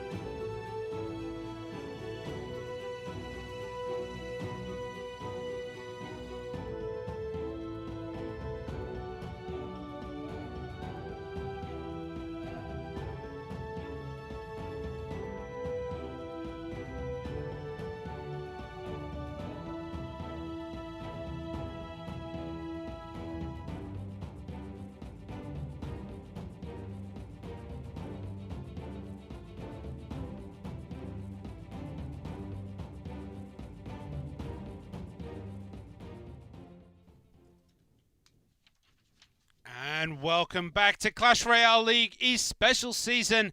We've had 2 games already tonight, and this has been the quickest games I think we've seen all season long. But that doesn't mean the games have been bad. They've been kind of a wipe, but there's still been some back and forth games that have been closer than anticipated. And finally, we had some Lava Miner matchups, which was actually favorable for the Lava side. And Doesn't it was happen pretty good very games.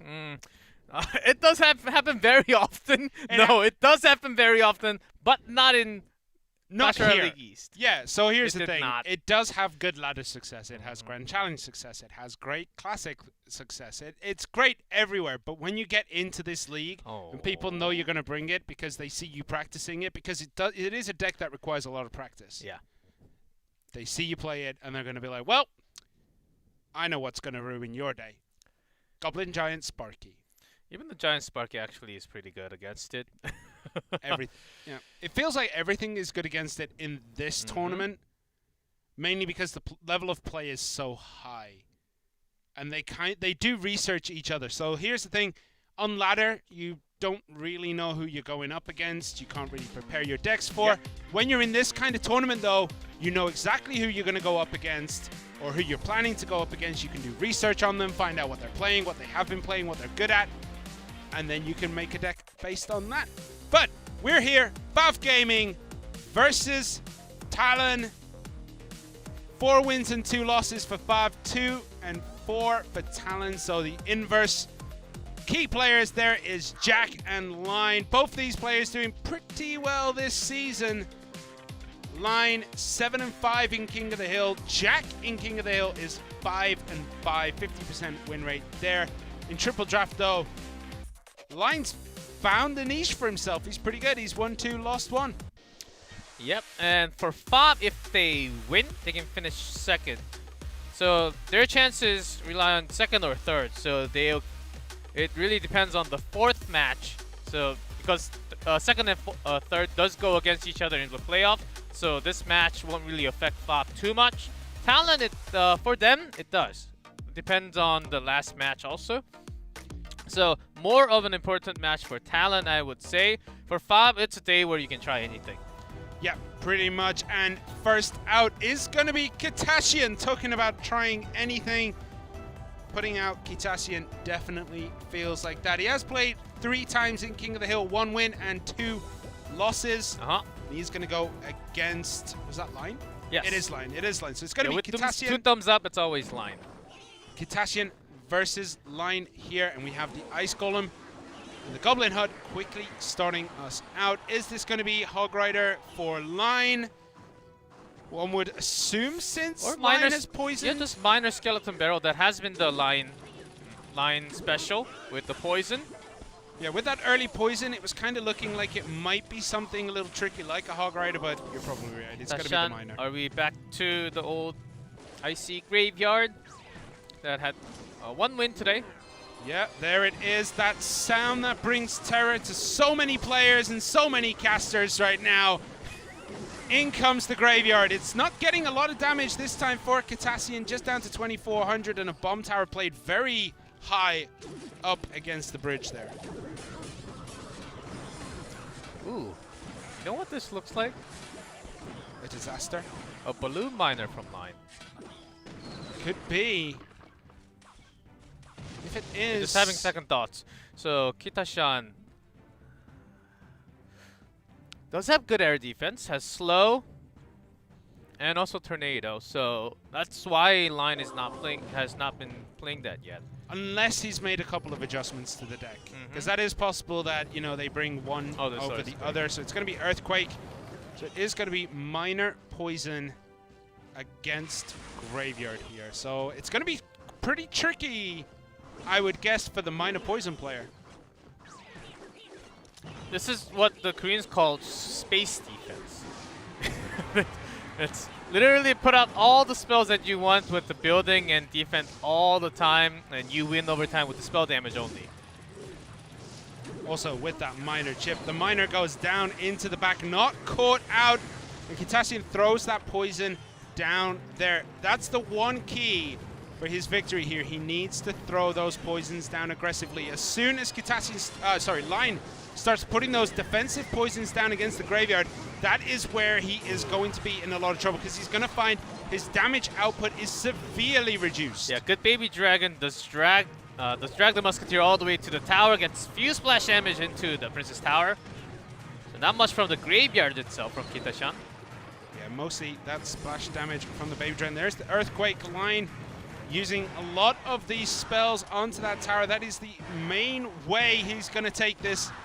Is he going to be able to keep it up? Here is a aggressive poison here from Kitashian with that graveyard. Getting a couple of swipes of the skeletons. Not a bad graveyard, but not a great one either. Yes, because if Line chooses, so there's defensive poison, ice golem, guards also pretty good, and also a musketeer. There is the offensive poison from Line. Miner coming into the back. He's going to try and get the last little bits of chip he needs. Graveyard is going to be defended with the guards here, and the log and the earthquake finishes it up. So triple spell, basically minor poison for Line to go against, specifically against graveyard. Minor poison And a is great one of those matchup. decks that has been around since the dawn of time. But And not it's with the still pretty earthquake good. though. No, with the But obvious. right now, one of the best spells, and to go against that hut was exactly what you needed. But because of that earthquake chipping in damage to the tower, Kitashan could not have his spear goblins powering up the graveyard in one side, which is actually really good for Line. So overall I really like this preparation that Line has brought to this matchup. Yeah, I mean, we don't really see much minor poison decks. Like, we don't see minor poison that much anymore as the sole condition of the deck. Yeah, usually with something else, with a skeleton barrel or like a balloon or even a Mega Knight. It's taking me back to the classic days of minor poison. It's nice not seeing a goblin hut in a deck. Okay, so Line basically closed that one out, and it seemed rather easy for him. He defended well. It was like a brick wall was built in front of his bridge with that bomb tower. Yeah, Kitashan also had some great tornadoes, but just over time was taking down with the spell. It was just a little hard to keep those huts alive and the spear goblins. So he's going to be out. And was that Donnie? It's going to be Donnie. Donnie has played 4 times in King of the Hill and has won only once. Can you guess which team he won against without looking? Nova? Yes, well done. It is Little Chen. He has beaten Little Chen. You looked when the camera wasn't on you. No, my brain actually working today. That's a first time in history. He has lost to Peas, he's lost to KK, and lost to B King. So he has had a little bit of a difficult run with his King of the Hill games. This isn't going to be any easier. Line is really, really good. That's true. But Line isn't the only player, but he needs to really keep up his team. For talent and also team timing, we really think there's only one key player. They need lots of backup players to keep the King of the Hill rolling, and also that 1v1 plus the triple draft. So both teams really struggling at the bottom. Did I say something? You said TTG. No, I meant team timing. You meant team timing. Yes, yeah, team timing. Too many T's. Talent, team timing, TTG. We knew this was going to be a struggle throughout the season. Still to this day, guys, don't mind me, guys. All right. So Talon's Line against Donnie. What do you think we're going to see? I can't actually remember seeing Donnie's decks. It's been so long since we've seen him. I actually liked what Line played. It seemed like it was just going to be the regular old, same old or similar Mino barrel style with the skeletons. Yeah, but and took us back. Tricky. Yeah, it was a retro deck, taking us back. Tricky. Obviously, the difference is EQ, as you mentioned, hasn't been in the game forever. But that archetype Poison Miner with just spell chip, and you just aim to get as much damage over time, every time. Also was in 2v2 for a while. It was fun to see. With the giant skeleton. Okay, so Donnie has played Royal Giant. He's played Lava Hound with the Barbarian. So maybe we're going to see that today from Donnie. who is in blue at the bottom for FOV Gaming, and then we have Talon's line. Yeah, Donnie also Red last year he had some cycling decks of his own, some customized with not with a bomber, what yeah, some magic archers when he really needed an extra card instead of the musketeer, and line. When we talk about line, the only player who is going to play the expo twice. Well, he's playing it now, and it is not getting a connection. The Mega Knight does go down, though, so this is going to be kind of tricky with that big body. Yeah, that is the Mega Knight. Needs to have that big defensive expo set up right before that double elixir time, or even later to the overtime. Well, I guess Line was trying to play a little bit cheeky and tried to get... Ooh, okay.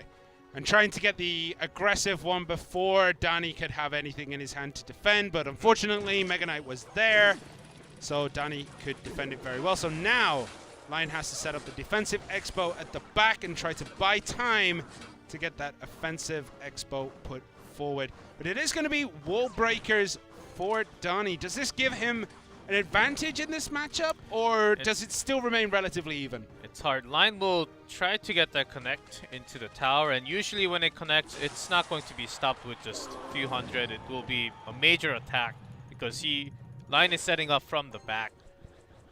And that Tesla will be keeping everything away, and minions not too great against Tesla. And also the goblins. But Donnie at least has some tools to actually work against the Tesla, which is not too bad. So up to the cycling of Line here. And if the miner timing has to be perfect for Donnie. If he overspends just a little bit too much, it's going to give another chance for Line to put that expo. Yeah, the Mini P.E.K.K.A. was thinking about going towards the Ice Golem and the tower, but decides the archers are a better target.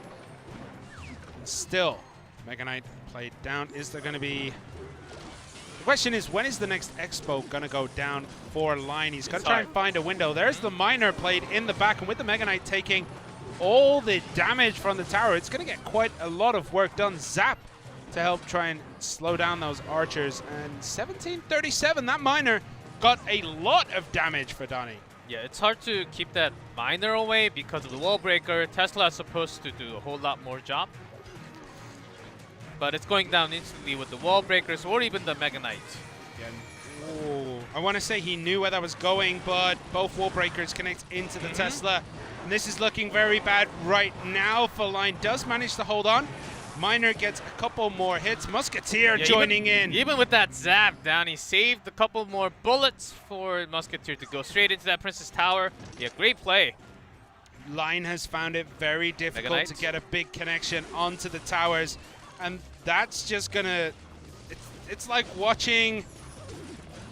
I don't know, it's like watching someone fall very, very slowly into a pit of knives, isn't it? Because it's going to be real hard for Line now here. Now it connects right before that Mini P.E.K.K.A. But the Tesla will actually keep those away, so Zap reset, but still the Expo survives. It's going to get a decent amount of damage done here. Danny missing the big spell that he needs to try and finish this. Only has the Zap and the Miner to start chipping away.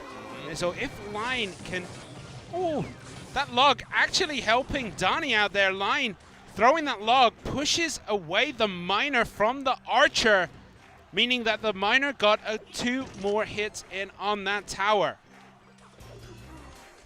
And Donnie just need to have that Mega Knight tank the shot so that the Miner connects a few more defensive skeletons for Line. So perfect defense. Only takes a zap damage.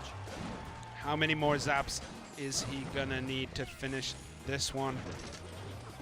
How many more expos? Tesla right next to it, so the wall breakers can't really get to the expo. And expo connected, Miner, still no damage. Another zap to reset. That is Donnie's greatest tool at this point to try and just stop the connections coming in. Fireball, 604 remaining on that tower. All right, Miner on Tesla. 186 remaining. One of these wall breakers connects. No. Another fireball. Another fireball. So it's still going to be 3 zaps for Donnie. If he's going to be able to take this tower before we get to the countdown. 403. Needs more than a fireball. Line needs a log fireball now. Oh, the wall breaker's connected on the left-hand side, and Donnie takes it over. Line. All right, line is out. That was a very cerebral game of Clash Royale. There was a lot to think about, a lot being done, a lot of different interactions being exploited here. What did you make of this, G-Clef? Line certainly can always come back. Even though the matchup, it seems like Donnie can totally have it with the minor damage, at least with the Mega Knight taking the body and Wallbreaker just getting all the buildings. Line had such a great defense. The amount of concentration he had against the miners, the mind games were being won by Line. 5 in a row. We just saw that log there, actually from Line.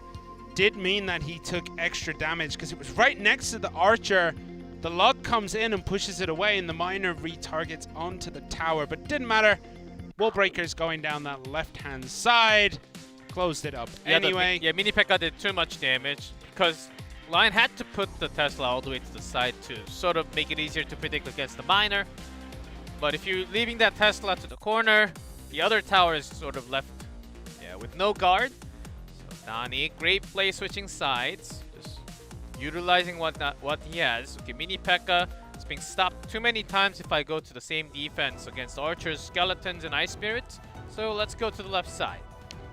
All right, so it is going to be 1 crown stepping up here for Talon. So it's going to be 1 crown versus Donnie. Now, last year, the last season we saw when OGN went all the way and took the title, 1 crown, how much of a role did 1 crown play in that victory? 7%.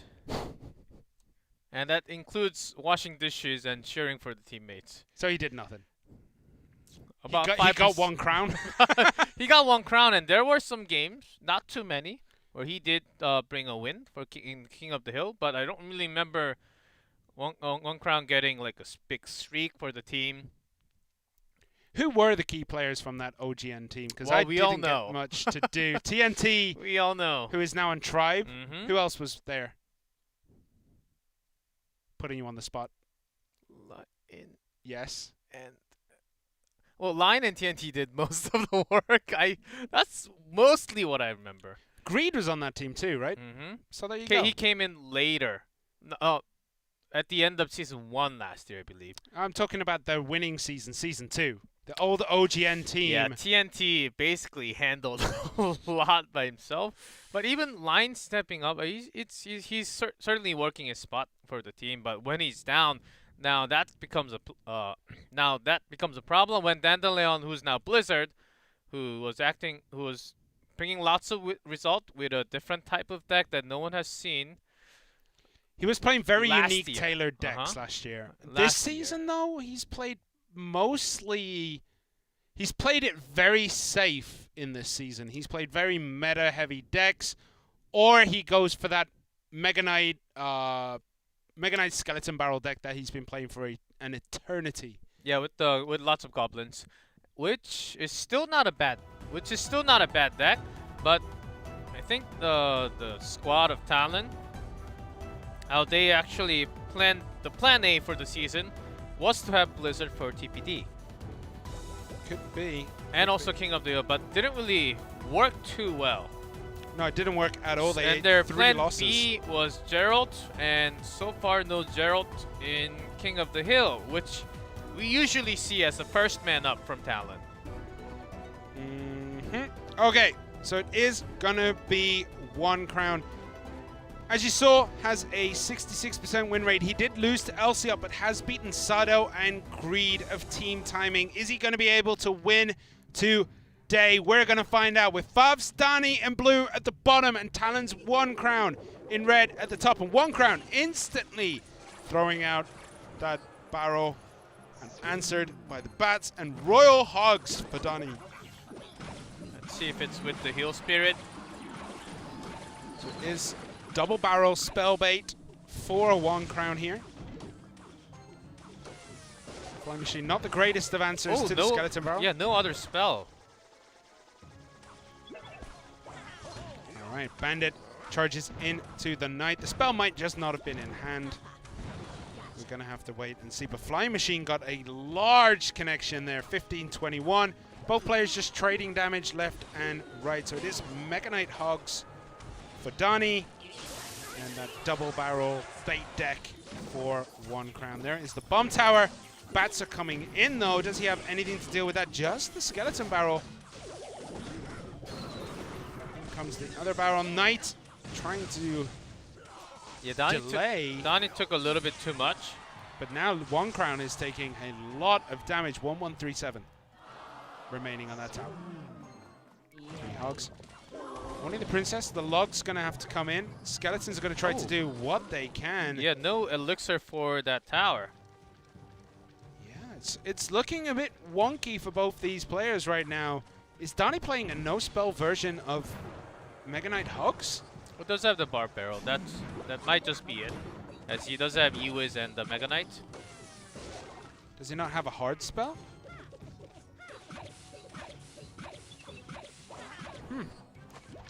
Let's go. Interesting so far from both these players. I do like the double barrel deck, but 1 crown has only thrown out 1 goblin barrel so far, trying to find time and find the elixir to throw out that second one. There it is. How big of a connection? Not a connection at all. The bar barrel is there. Mega Knight played from the back, so Donnie is going to be building up elixir behind this Mega Knight, but could always decide to throw down the Royal Hogs on the right and see what happens there. Mega He wants Knight to keep his Ewiz, so that's why he had the flying machine to bring it down before the tower. Bandit played in there. It does get to charge into the Knight.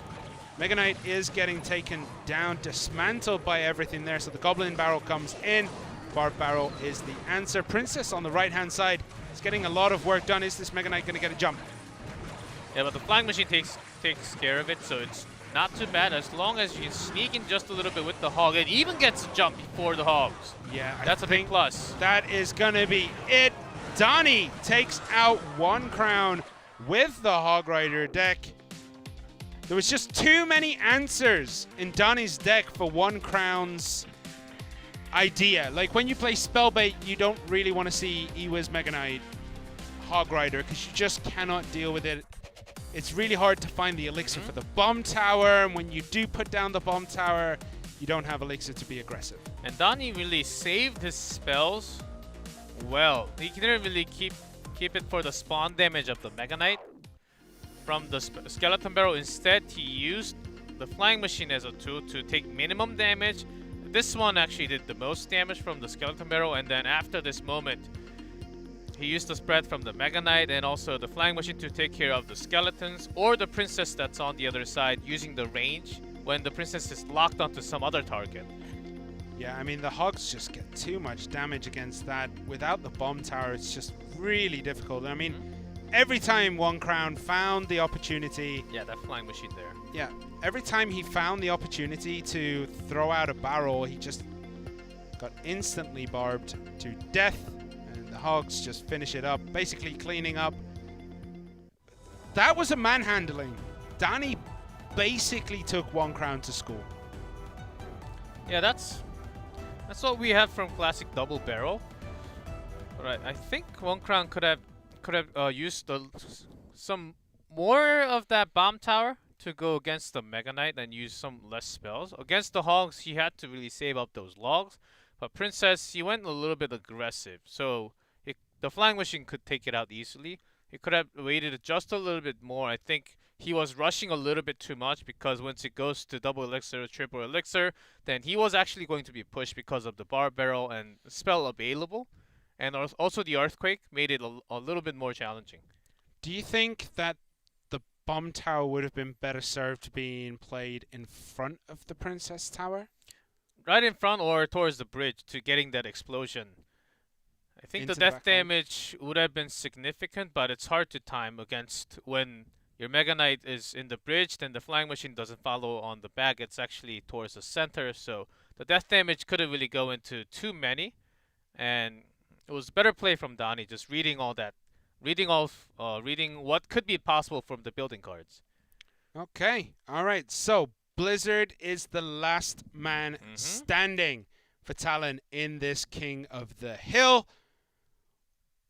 Do you think he's going to be able to take out Donnie? Blizzard, so far this season, from the results, Don't think 19 so. games played, 42% win rate, -3 crown win differential. But you can never count down on Blizzard. He did have a few streaks last year. Yeah, he almost all-kill kicks, ended up losing to Icelaw. Finished off the game against TT Gaming, has beaten KK, he's beaten Solomon. He is only lost really to Elsiop and Sado, so Blizzard is the final boss of this team, and has Danny leveled up enough today to be able to take on this behemoth that is Blizzard? Or will he be able to, or will Blizzard be able to stomp his way to victory? We'll find out as we get into Game 4 of the King of the Hill set between FOV Gaming and Talon. Almost perfect. Game on.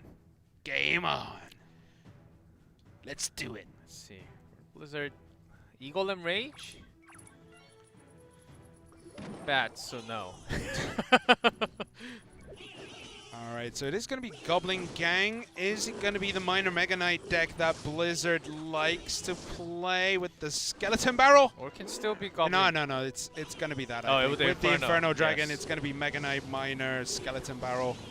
Looking at it, it could be something completely different. There's the Skeleton Barrel, so that pretty much confirms that. Donnie, is this the Lava Hound deck? With the Inferno Dragon, that's going to make it hard. The Inferno Dragon with the Spear Goblins, with the Goblin Gang, and with the Bats. It's going to be kind of difficult for this deck to make an impact onto the tower. And Predictive Knight played even before the Minor comes out from Danny.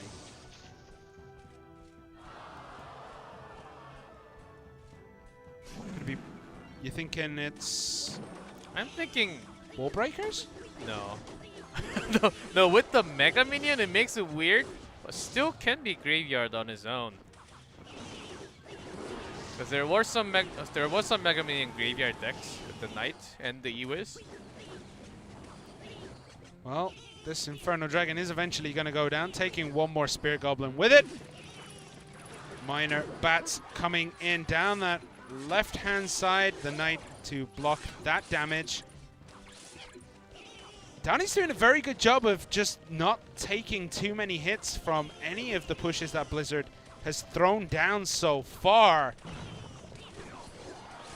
But what is Donnie going to do to get the damage done? He's leaking Elixir right now. Incoming Barrel, incoming Minor, 2 Spear Goblins, and the Bats down that left-hand side. So there's a lot coming in. And Donnie doesn't seem to be reacting at all to this.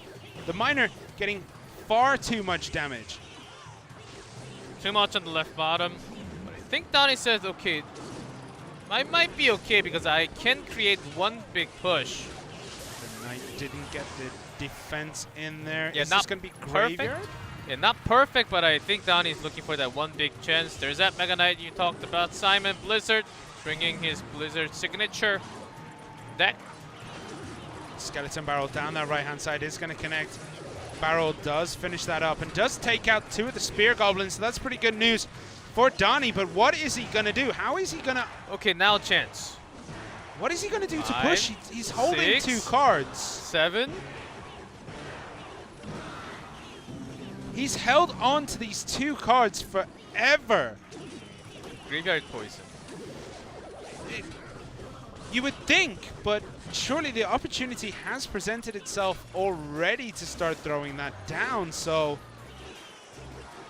I think he wants to have a major push with the hut surviving. Or some with better timing, I would say. I mean, sometimes you just can't be picky, you know? Sometimes you just gotta go for it. You got a half-decent chance coming in. Mega Knight coming down that right, and a defensive graveyard. Now, that is not what you like to see. Unless, of course, you hate Graveyard, and then you love to see it. So not going to go for the offensive Graveyard first. Ewiz comes down, and that's defended well, but at what cost? How is Donnie going to be able to put damage forward? The Skeletons connect onto the tower for a little bit. Really wants to have a offensive poison, but not really finding the best chances to do so right now. I mean, he is in the lead right now. The Spear Goblins have been chipping away. Look Just at by that. a little bit. Yeah, but it's still, the Spear Goblins have been coming through and chipping away. He doesn't need the Graveyard right now. Yeah, you is just go straight without hitting onto the Miner. So 9-8-3. So we're going to need to see a big play from Donnie. Blizzard, though, can take it easy. Donnie leaking more and more elixir 30 seconds. in this triple elixir period. Graveyard, surely. There we go. Baby Dragon Yeah, with the is Baby out. Dragon locked now. There's the poison. Spear Goblin, so away from that poison zone. Okay. The spawn, let's... Basically only poison damage. 7:20 remains. That's not enough. We're down to Yeah, the last is that 10 too late? seconds. Naked Graveyard coming in. Desperation plays right now. Is it going to go down? Is it going to stay up? We're going to have to find out. Without the poison, poison does come, but too late against the Goblin Gang and the Spear Goblins. Blizzard proving to be the big bad boss.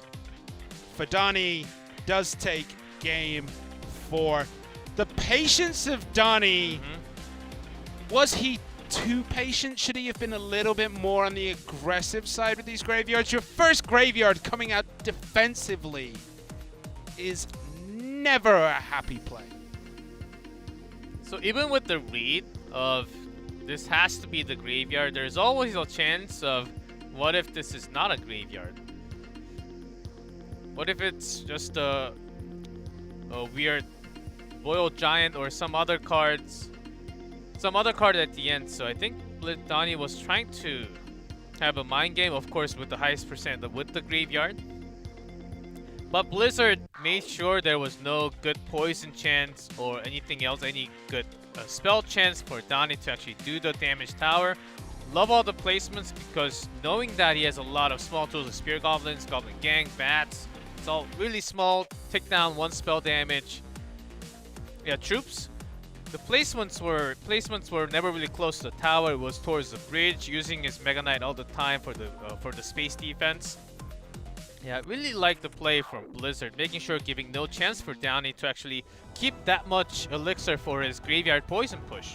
Well, Donnie's day is done. Donnie's watch has ended. Jack. And Jack is coming in to try and protect that FOV gaming wall. Well, Jack versus Blizzard. Blizzard played really well that game. That is his deck. He has been playing that deck close to a year, maybe 2. He's been playing that deck for a very, very long time. So, will he play it again against Jack? Jack is the kind of player who would see that and just, yeah, I'm going to do this, this, and this. I feel a hoggy from Jack today. You think? Yeah, 2.6 hog cycle, are we going to go to the OG decks? We've already seen minor poison. OG with an earthquake. Yeah. Do you think? Why not Hog Rider with a just regular Hog EQ? Hog EQ, not even a 2.6. Come on, man. not bad. I mean, Jack has been playing a wide variety of decks, excluding his hogs, intentionally in the last 4 or 5 games. He's played Mortar. Mm-hmm. He's played Graveyard. He's played and also Lava once. Lava. Mm-hmm. Lava Miner. Mm-hmm. He has played an Executioner deck with Hog Rider as well. Yes, with the NATO Lock Goblins. Yeah, that was a weird combination too. Talking about weird combinations. No more Expo. I know what you're talking. I know what you're trying to do here. No more Sparky. All right, so looking at the deck distribution, Jack is all over the place. Blizzard does like cycles that are below 3.4, but can go above that if the matchup serves right. If he knows what Jack is going to bring. Part of the mind games of Clash Royale League Asia is knowing exactly what your opponent is going to bring at exactly the right time. So will Blizzard know that, or will Jack get the better of the mind games going into this one? We'll find out. There's Bandit and Miner, the first 2 cards played. So he wants to get the dash, forcing out another snowball. Battle Healer, Bandit. So spam bridge. With Ram Rider. And For for Jack, Blizzard? minor balloon. Could very well be. With That the would log be a snowball. nice shout. Yep. There goes in the miner in the middle of nowhere, trying to dodge something. So it is going to be the cannon cart with the Battle Healer and the Bandit. Yeah, we should see the rider soon enough. Or is there a need? Bandit coming in here. Ice Golem to try and tank up that cannon and protect that Musketeer, which is super important in any of the games that we see today, is protect the Musketeer as much as you can, because that thing is gold.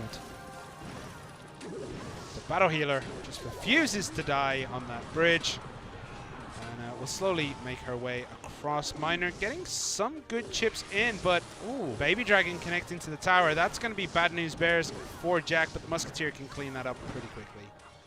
Yeah, Ice Golem to the side took some more damage. And This Jack miner. Jack sent that miner all the way to the top before, so the wave of attack this time was actually really strong. Look how much damage Blizzard got done there. 1097. All of that because that Battle Healer lived forever. Musketeer one shot and then perishes under the arrows. And as we enter double elixir time, and there is the balloon from Jack, and Yeah. there's the Ram Rider. Waiting for the perfect time. It's just going to shut it down. Blizzard also has a fireball, so there are lots of other tools where Jack is going to suffer from. Yeah, I mean, Blizzard doesn't even need that Ram Rider to connect to the tower. Can just purely Jack. use it on the Heals. defense. Because of that, the Battle Healer and the Baby Dragon and the Bandit and Cannon Cart can just do so much work. And again, defensive Ram Rider just to stop that balloon Plus the in E-Wiz. its tracks. That balloon may as well not exist as the Cannon Cart connects to the right. Ram Rider does connect to the left, and this is pretty much over. Blizzard reading Jack like an absolute book. Yeah, not just the balloon. I think Blizzard expected a Hog Rider deck to somewhat of a Hog Rider deck, or go straight into the building type of deck. Hog Rider, Royal Hog from Jack, which also works pretty well with what Blizzard just has right now. And love that Fireball choice, and also E-Wiz, limiting down all the possible options like Hog, Balloon, Royal Hogs, making sure you have some kind of extra slow when you fall into no spell situation. Yeah, I mean, great read by Blizzard, but playing the numbers, you know Jack tends to like Hog Rider. You know that he likes these fast cycle decks that rely on things like Balloon and Ram Rider connections. So he goes, okay, what am I going to do today? I'm going to bring a deck that will counter all three of them, or give me at least the better matchup of them with the Ram Rider, Cannon Cart, Battle Healer. He played it to perfection. Blizzard deserved this victory. He barely took any damage, and look at that Battle Healer just keeping it alive. Those two are causing lots of trouble, Battle Healer and the Baby Dragon. Do you think they need a change? Baby Dragon, yes. Battle Healer, 130% yes. But it's hard to say where to go. I mean, yeah, maybe just less healing, less target healed. Whatever they do, it needs something. 2.9 cycle for Jack, 3.9 for Blizzard, but Blizzard just could hold on to things like that Ram Rider and the Fireball and only use them where necessary. Cannon Cart, Battle Healer, Baby Dragon is a horrifying combo that we saw out of Blizzard.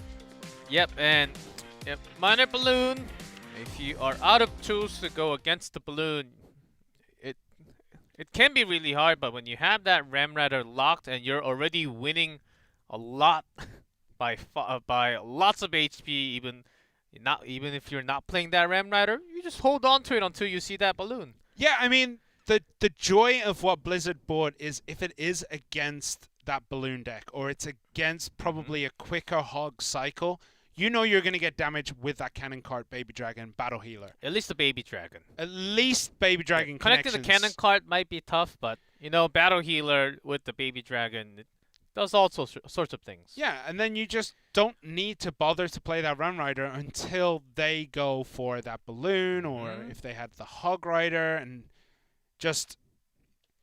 This is when we talk about, like, matchups being important, but it's pre-matchup. Most of the work that you see in these kind of leagues goes on way before we get to see the matchups of decks. You see the research of players. This is what this player tends to play. This is what he plays in these kind of situations. Let's practice a deck against that. That work that goes in, clearly shown right there. You know Jack picks his comfort picks if he goes into that game 5 slot. And I think the Fireball was extra great, knowing that there could be a chance for the Lava too. So just thinking back and forth, really love the spell and the deck selection from Blizzard. That was beautiful from King of the Hill. But now let's move on to set 2. Yeah, so it is going to be that triple draft. We have Ken Sameshi 2 and 1, Jack 1, Loss, and Expo-Master 0-2. On the other side, though, we have Line 2 and 1 and Blizzard 0-3. So who are you going to bring in this one? Blizzard. And hard to say. Ken Sameshi already is on a roll, so I don't... Maybe it's a day you can try a different person. No, I think Ken Sameshi hasn't been playing that much triple draft. He's been an amazing player this last week. But before that, he didn't get much practice in. So I think maybe you want to try and give him a few more games and make sure that he is going to win that triple draft in the playoffs. So that way, you know, you got your King of the Hill. You know you've got your triple draft player who is phenomenal at this game type. And there you go. That's first and second matches. And then you only need to win 1-1v1. So keeping Ken Sameshi, which they have done, is a great, great decision. Okay, I can't say no. You just... If one's on the roll, you just don't stop. You keep on rolling until it gets bigger. Kind of like a snowball right there. Well, I mean... And, oh, Line. Yeah, it's going to be Line. Line is... not a big fan of Line in this situation. I mean, he is 2 and 1, so again, you want to try to keep him going, but when it does get to that playoff season, you kind of want Line in. I sort of wanted Blizzard to kick even after losing a lot more times. Well, we'll see. We're getting into this one relatively maybe quickly. Talon was thinking having Line on for that set 3 instead of triple draft. Yeah, Well, 2 thumbs up. That's always Line, guys. Remember. It's going to be Fav Kent Sameshi in blue at the bottom against Talon's Line. Both of these players on a bit of a hot streak when it comes to this triple draft format. So this is going to be interesting to see. Don't forget, triple draft will be in the playoffs as the second set. That's right. So it's going to be relatively important to give your team an advantage. If you can win the King of the Hill, you can win the triple draft. You only need to win one more set of 1v1. Yeah. To get it down with a 3-0. So this is just more practice for these teams. Poison coming down from Ken Sameshi very, very early here against the Goblin Oh, Hunt. what am I doing? This is triple draft. And a Lava. The Lava is the win condition for Line. Has he managed to draft Barbarians underneath this with a Miner? Oh, it's against Royal Hogs. That's not a good sign. No building in play right now. Only skeleton. The Gob Hut was out of cycle. The Flying Machine is trying to do what it can with these skeletons, but he's going to eat a lot of damage as Line and the Sappies come in. Have Fireball along with that. So Earthquake, so no. Yeah, Valkyrie used there to tank up some of those pups, but the pups do get onto the tower for Line. Mega Minion has to be played, does take out all even now. Right. Back and forth so far. I think once that Goblin Hut goes down, Line doesn't have an answer for the Royal Hogs. And that's going to be his biggest issue, is stopping those Hogs from getting to the tower. Yes, he has Battle Healer. Yes, he has Flying Machine and Skeletons. But he needs something else. So he needs to have some kind of spread. And maybe Snowball, maybe a Log, or even a Delivery from that small spell. Delivery would have been... I don't think he would choose Delivery. Could be log. Probably arrows if he didn't play it against those hogs right there. If he had it in cycle. Barbarians for Kensameshi though. That's going to clog up that lane and just stop that battle healer from sticking around. 9 units Yep. marching across. Well, that tower is dead. Zappies doing their work there against the Lava Hound. Mega Minion is there to clean up the pups real quick. And it's all gone horribly wrong for Line. Too many single target attacks for Line so far. And has been causing lots of trouble and delays. Yeah, it was arrows as that last card as predicted. If it was anything else, you would have seen it against those Royal Hogs, against these Barbarians. Fire Spirits played right underneath that flying machine. Kensameshi has just drafted the perfect answer to everything that Line had to draft. Kensameshi had too much elixir, he just threw down that barb barrel. Saying that, okay, you've got lava, but what's behind the lava? I don't see anything else. Fire Spirits might have been played a little bit early there. 2 Mega Minions, Doesn't matter. Will defend that. 1-7-3, and the Dancing Goblin Giant Kensameshi taking game 1. So that small spell had to be arrows, because if it was Log, Zap, Snowball, Tornado, or even the delivery, he would have played that on top of the hog. So it had to be at least arrows. on the second time, because you get that cycle. I mean, it would have been in his hand in this cycle 3. So he would have had it roughly here. So you'd have expected to see if it was a fireball right there. Yeah, I thought he was, if he at least had it, then, okay, I'm just going to save it for the next wave. It's too late already to use it to get the full value. And then we see Zappies. Okay, it's not like a snowball. But he did have the Earthquake, which would be considered the big spell here.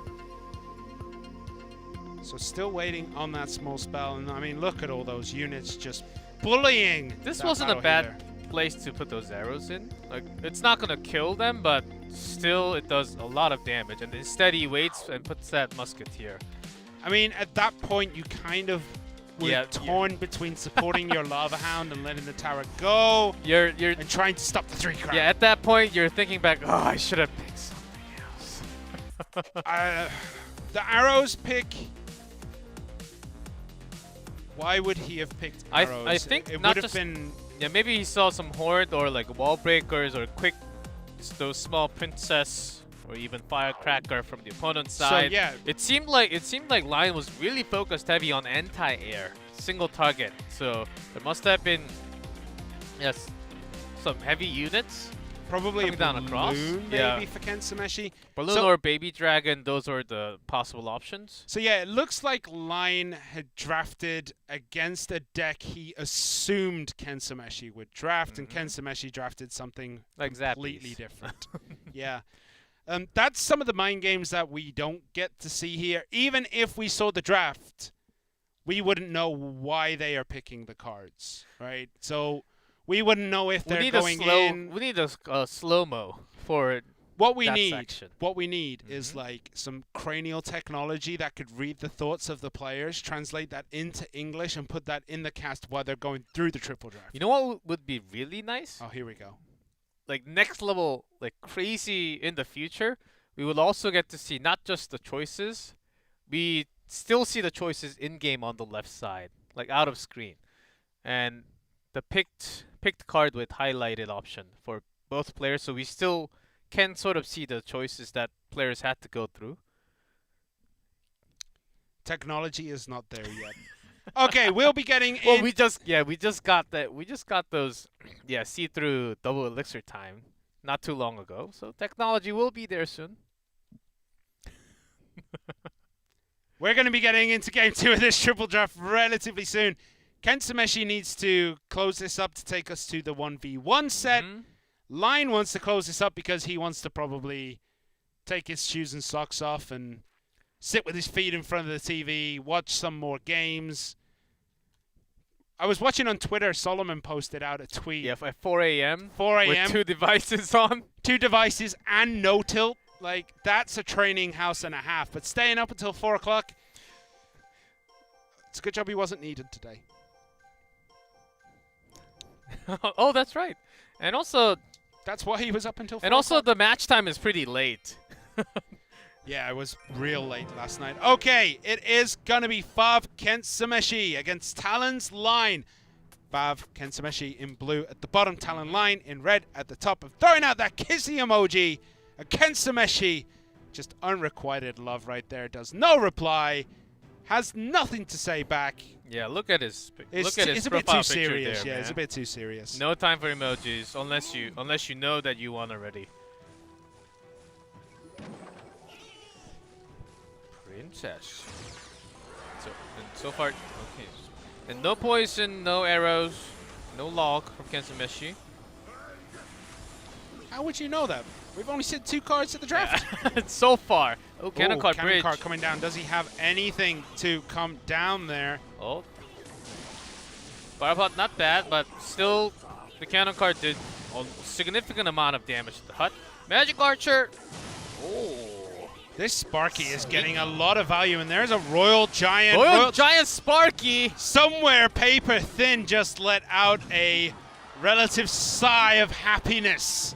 Still, the Mega Knight does spawn, but it takes a long time. Look at the damage that Royal Giant One got more. done. 10-10 And a remaining. Prince. Paper Thin is a very happy man right now. So, very heavy deck from Kentsumeshi. But if you can connect that RG, like, without much problem. And so far, we don't really see single target single target focus damage from Line too much, other than that cannon card. Well, we know these back 3 cards, there's going to be 2 spells Uh-huh. and And anti-air. yeah, one more. anti-air. So we know roughly what he's holding. We don't know what exactly he is holding. We don't actually know any of the spells so far because neither player has decided to play them, because Line has Magic Archer.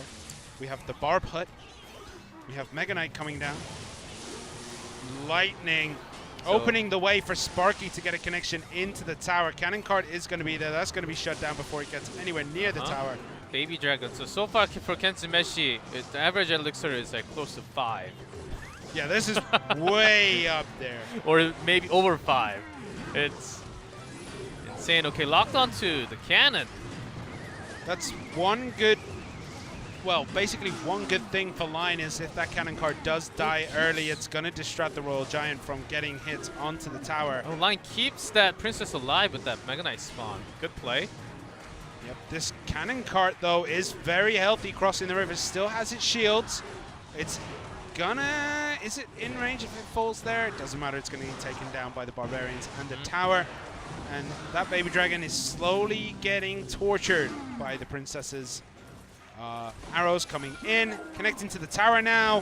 1 hit, 2 hit. Those princesses are getting a lot of damage done, and this Mega Knight's here to protect them because they are connecting. And the damage is stacking up from that one in the front. 807. Oh, here comes the hero to save those princesses. And even the Magic Archer and the Baby Dragon locked onto the cannon cart, not all the That spawning. tornado came so late, and the princess is still going. One more plus the poison, that should do it. And last spell from Line was arrows. Have you ever seen Princess as a win condition? Because that's what it was there. It got so much damage. And it's been a while we've seen Magic Archer. What I really liked is that Line switched on after the first 2 or 3 hits and gone, he doesn't have elixir to defend my princess right here. And then just goes absolutely ham at keeping this alive. So plays the knight. That's no good. It's not going to do it. Starts hitting the tower, and now you see that click.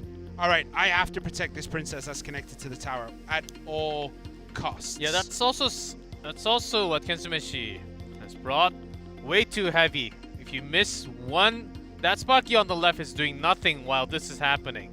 So all these were accounted for Line, and he thought, okay, Sparky can go, but I'm gonna finish before, and I have this much time to put everything else. And I mean, he played 5 princesses, and we saw 3 of them at that bridge right at the end of that match. Surrounding that Magic Archer. And yeah, great timing on that Mega Knight to stop the first one, the Prince charge onto the Princess. What what I really liked is that only one of them was connecting to the tower, and he still threw everything to defend. So he had one princess in the back behind that with the Mega Knight in front to defend. So the princess plus the Mega Knight was defending the one princess that connected. When everything moved up slightly, because they were not in range anymore, one of the princesses died, but the other princess was there, and there was a princess in the back protecting that one. I liked the way that he had those princesses cycling into the tower. Probably unintentional to start with. Like, No, I think the first one was intentional because you checked that you take the last spell already before that, which was tornado, and there's no direct spell other than lightning, which you want the opponent to use actually onto the other side of the tower. But what I'm saying is it was probably more of an adaptation to the situation more than, you know, going, okay, I'm going to put this princess right here. It's going to hit the tower, and I'm just going to protect it. No, you wouldn't think that way. Like, it was a very... You sort of have was that a as reaction. a test, testing, and then that's exactly what you need, though, for triple draft. To you sort of adjust in the middle. Okay, this wasn't meant to be here, but it's already here, so I might as well just use it to win the game as another win condition. Well, it worked Yes. that time. Is it going to work in Game 3? And will this give Talon a, I don't want to say unexpected win, but a win against Fav Gaming? Talon have not had the greatest of seasons. They are 2-4 because everyone in the bottom half of the table is 2-4. But it seems to have clicked for Talon. Yeah, Can they finish need it up? something. They need some more than a boost, as this win might be enough to actually give them some break in the for next week, and then to come back in the playoff for a better spot. I don't Another think, 2-0. Yeah, I don't think any team is taking a break next week. I think they're all going to be in the practice. Oh, house, yes. Scrimming 24/7. It's going to smell like feet because, you know, they're just going to be working so No, hard they're on clean. practicing that nobody bothers to take a shower. That's stereotypical thinking from Simon only. I Nah. expect all the match rooms and practice rooms to be clean. Nah, Floor. socks everywhere. Okay, we're in this draft period. There are 7 seconds left, and Line has 3 cards to draft in 5 seconds, 4 seconds, 3 seconds. Has to quickly make these choices. Did he get that last card, or was hit chose for him? We'll find out if he has a card that makes 0 sense in this deck. No. Nah. I'm pretty sure Line has got what he wanted for the last card.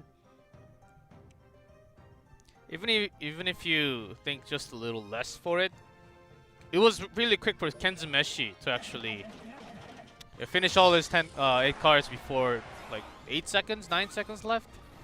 All right, Goblin Cage. Sparky and again? Sparky is real good in triple draft. Real good. Okay, incoming Prince is going to get eaten. Protected by that heal spirit. That's just going to stop the Zappies from destroying it. But now that healer is gone, Sparky is in a bit of trouble as it goes down to the Brawler. And these Zappies just... It's almost like a dance, isn't it? Yeah, Sparky is indeed a tank. Okay. Oh, a nice pair pickup. Yeah, very good combination pickup between these two. Goblin Giant and Night Witch can work very well, but the Barbs is going to be good for there, Firecracker, but perfect Firecracker. placement. What about the heals? Okay, heals are keeping them alive, so I like this play from Kenzumeshi. Immediate response. Yeah, but the problem is once you get out of that clump, that battle healer just cannot get those heals down. We have Prince and Firecracker making their way towards the tower, stopped by the Ewiz and a zap. One hit though.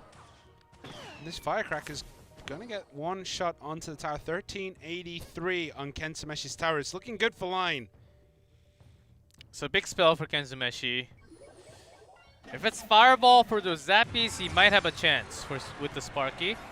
Maybe he would have used that already though, so I don't think it's gonna be Fireball. It might be Lightning.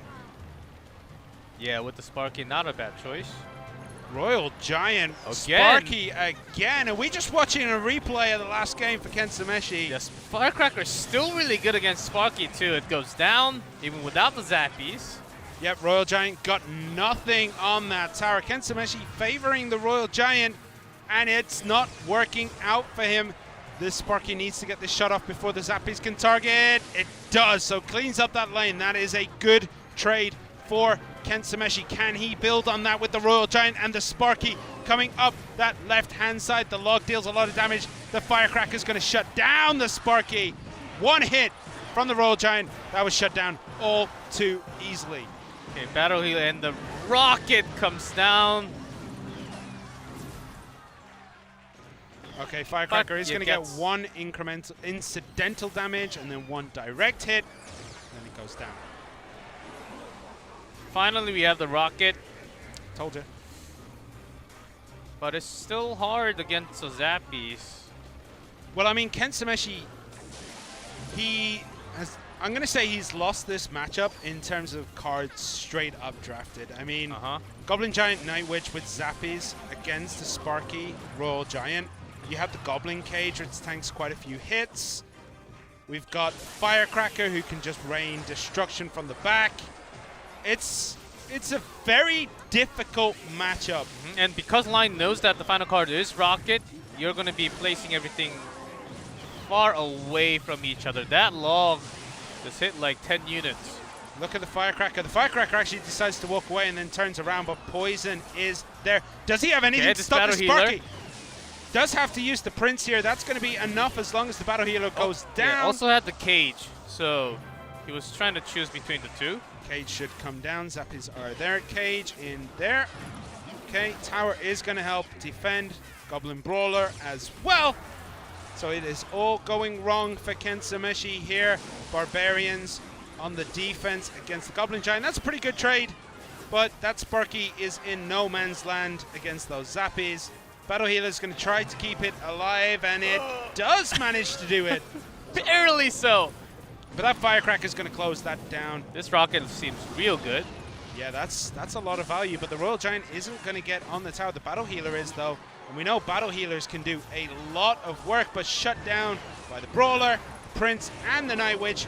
We're down to the last few seconds, and it looks like Line is going to close this out for Talon. That rocket is not going to be enough.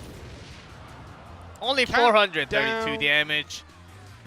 And Line, overall, with most damage actually made from spells and Firecracker. Having those big damage in. But Talon, it is certainly their day. And what's happening so far? 2 zeros only. 2 zeros only indeed. And this actually closes off another 2 possible situations. So the only situation left is who wins between Kicks and TTG. The draft Royal Giant Sparky, if Paper Thin is watching at home, doesn't work. It is a bad combination, and you shouldn't play it together. Those two, with a cheaper cycle, I think it's okay. But with Rocket and with the speed, it was just way too slow to support it. And the Firecracker is just a good counter against Barbarians, the RG, and everything together. Yeah, basically, Line drafted everything that countered everything Kensumeshi drafted. Yes. Zappies against the Sparky and just the E-Wiz, and it was phenomenal. Great draft, great set. We're going to be coming back with set 4, sorry. Forgot there was 4 games today. Match 4 for the first time. Yep, it's going to be TT Gaming against Kicks. Stay with us as we go into that last game of the evening.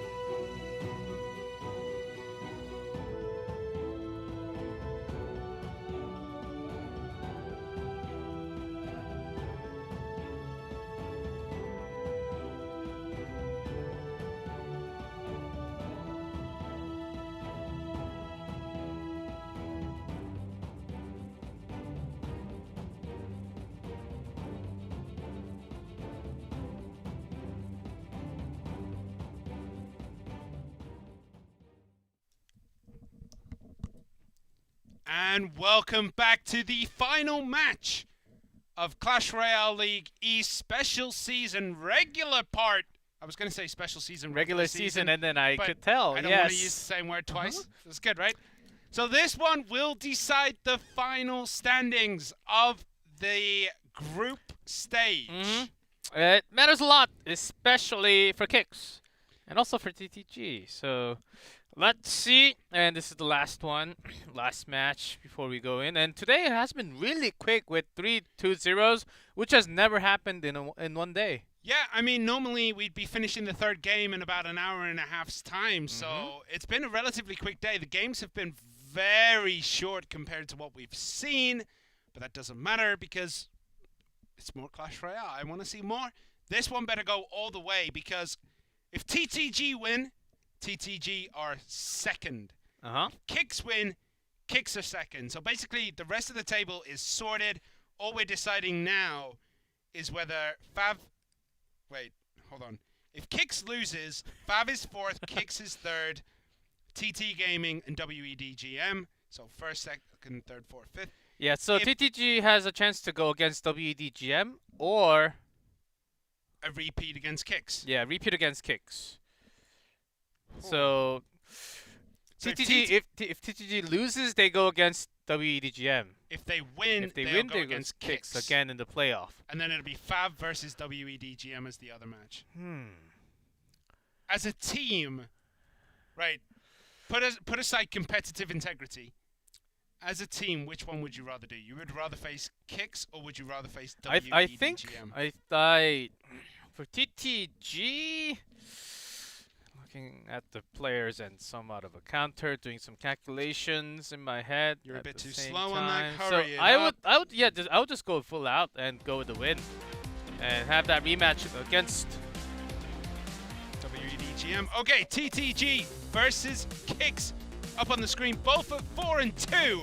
King of the Hill is going a lot better for Kicks, but TTG have a much better triple draft and a much better final 1v1 set than Kicks do. Key players, AUK and Legend. Why is Legend always put as the key player? I think it's just set as whoever's the boss, and you just bring the number from that key player.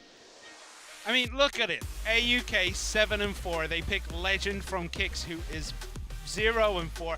When they could have picked Onion, who had an absolute tear of a season at 7 and 3. I want to talk to whoever's picking these Kicks key players because I keep seeing Legend. It was just Legend all the time, so I don't think it changes. Maybe when we go into playoff, it might change. Before that, but to continue to talk about the team and how TTG will do. They certainly do not want to go against WEDGM, who they lost 0-2 against. Basically, the only team they lost to until the first 3 weeks, until week 3. So if you think about that matchup previously, ooh, JTV for Kicks, and it's going to be D-King on TT Gaming. So JTV has a 50% win rate at 1 win and 1 loss. He has only played once. But D-King has played 22 games with a 63% win rate. However, 6 of those games have been triple draft. just 6? Just 6. 2, 4, You mean 6 sets? 6 sets. Yeah, but 12, 13 games. All right. Yeah, Well, lots of you know what I yes, mean. yes, I do. I always do. But D-King in King of the Hill beat Wanga, beat Hire, lost to Solomon, beat Gerald, lost to Lion, beat Elsiop, lost to B-King, beat Ken Sameshi, lost to Jack.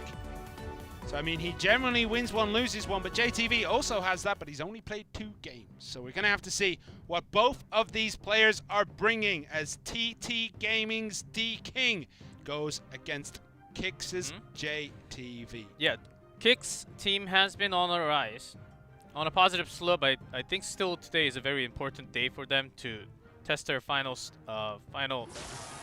stance before they go into playoff. And also for TTG, let's see if it was just WEDGM and Nova playing those Hog Riders, or GTG following the same China trend with more Hogs. Mini P.E.K.K.A from JTV, and the Dark Prince could be signaling Goblin Giant Sparky, but with the E-Wiz, not so sure. It is a Sparky from JTV, so it was half right. There is going to be a Sparky in this, and a Sparky from D-King, so it is going to be Goblin Giant Sparky against Goblin Giant Sparky. Is it going to be the mirror matchup? Oh, nice zap, you do but feel it. nice zap, but unfortunately, the Goblin Giant for D-King did come out in time for JTV, so this is gonna. Oh, that almost got a connection. The zap coming in with a the little minions, okay. Sometimes it's minions or skeletons, bats, those can change. But oftentimes with EQ zap, sometimes it's lightning in there. Well, we're gonna have to see. We do see Lightning has been a little bit more popular today for this deck, I want to say. We've seen it in No Tilt, we saw it here. And we have Mini P.E.K.K.A at the bridge for D-King. That is a nice counter. JTV has the elixir, but decides to let it go, eating 2 hits. You don't like to see that. Is the Goblin Giant going to come down? No Goblin So Giant zap for JTV. timing is being held. It is the lightning, that's why JTV he wanted to have a better push on his own. But unfortunately, that E-Wiz out of nowhere closed that down. Zap allows the Goblins being carried in that holster to kill the minions. Mini P.E.K.K.A against Mini P.E.K.K.A. Still the Minions Goblin Giant as well. too healthy. Too much damage is just coming through, and D-King has a huge lead here, an absolutely huge lead. JTV playing a bit risky with his Sparky plays, trying to just let it go up in front on its own, doesn't really try to support it all too much, and it has come back to bite him. There's a lightning, 1 punch, 2 punch, and that is that tower gone. 10 seconds left. I just don't think JTV has what it takes to be able to win this. Dark Prince and the Mini P.E.K.K.A was a good try. The time is over. Yeah, D-King with an extra. The only difference we could see was the minions for E-Wiz basically, and with an extra tool to stop that Sparky. Yeah, D-King really really utilized his tools well enough to keep that Sparky away. Had an extra zap. I think that helped a lot for D-King. Yeah, that was just phenomenal E-Wiz play right at the bridge. Last second, protecting the Sparky, and then you just throw that green giant in front of it. Zap here.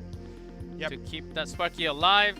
And it allowed the Spear Goblins just to finish it up. And then 1 punch, 2 punch. They both had minions in this matchup, but D-King held them much longer and only used them where necessary. And that lightning was all it takes. 32 left, and a zap could finish it. It went on a little bit longer, but doesn't matter. It was all closed up. D-King takes the victory.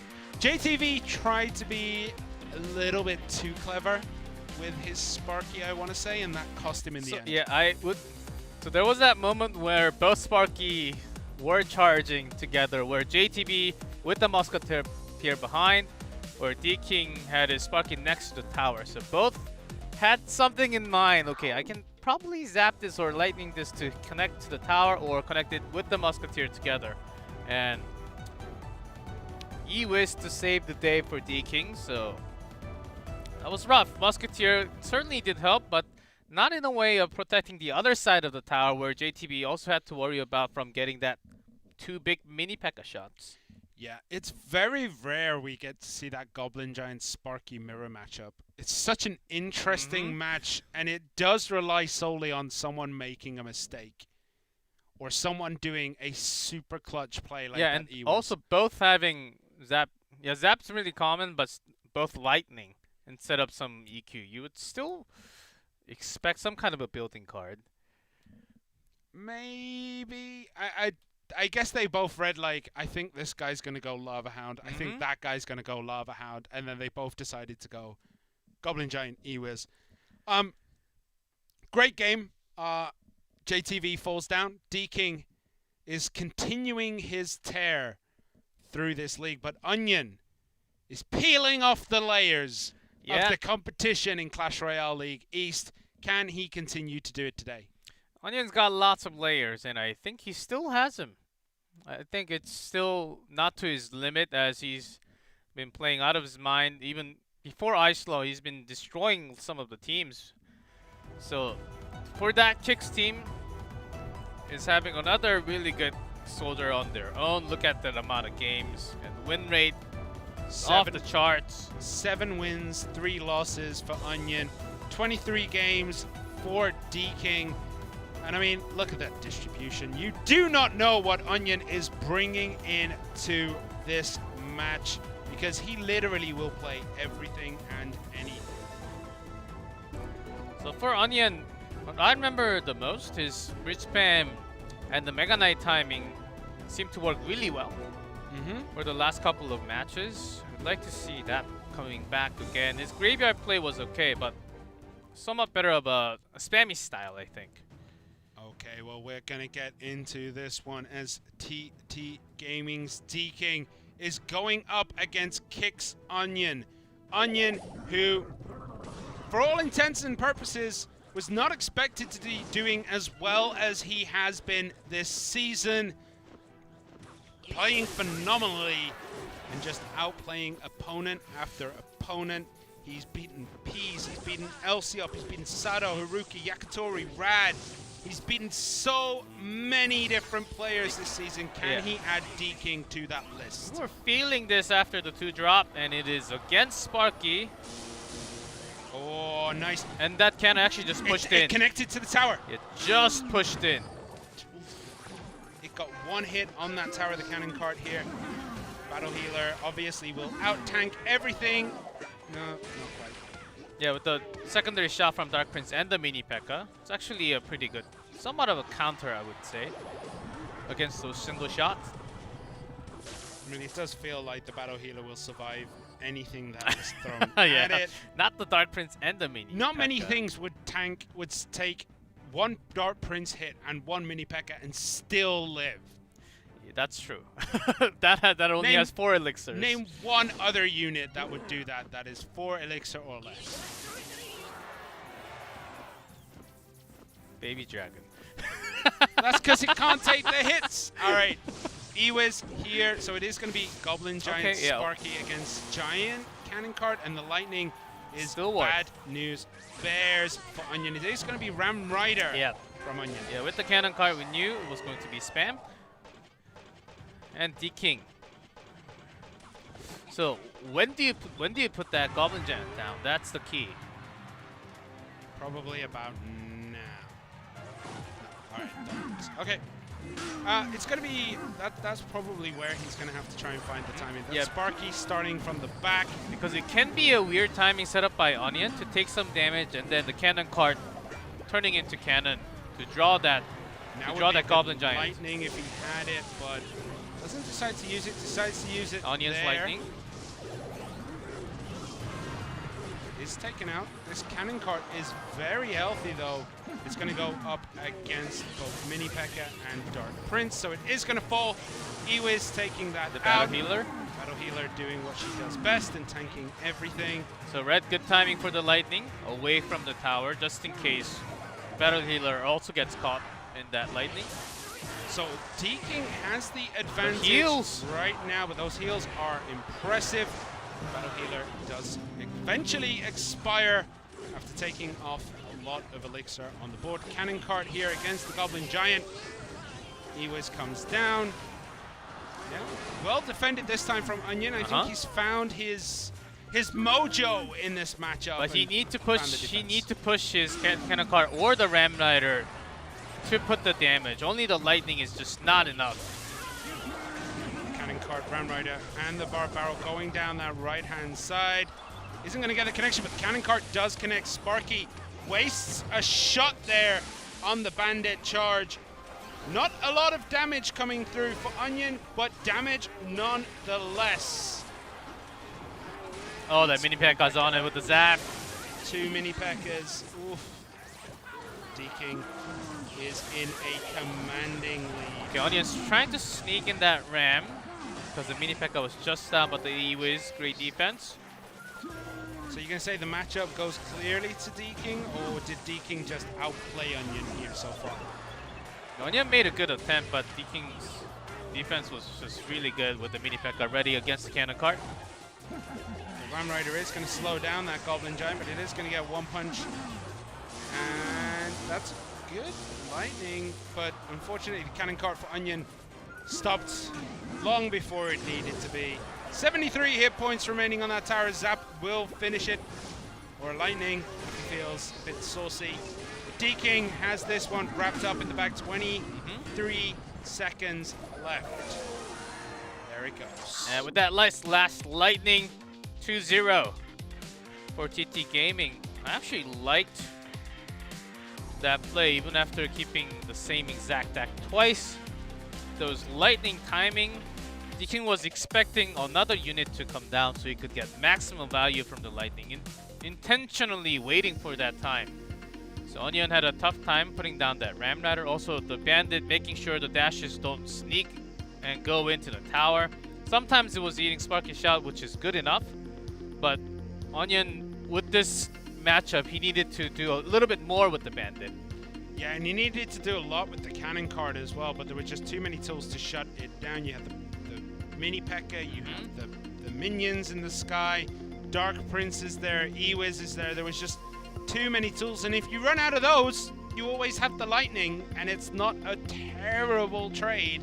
So yeah, I think D-King had the matchup going into this one. Onion tried his hardest to break through this ironclad defense of D-King, but couldn't quite break down that wall.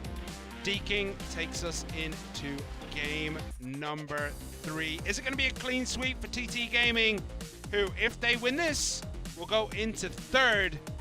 Or will the last member of the Kicks team be able to bring it back and take us to game 4 or possibly even a game 5? And this King of the Hill. Yeah, those are all the chances. So, Ice Law. yeah. Okay. Well, if So- anyone can do it, it is the Frenchman.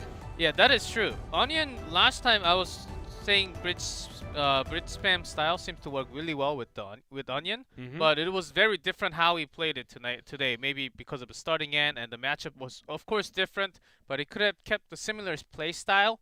But it felt like it was almost a different person playing the same deck.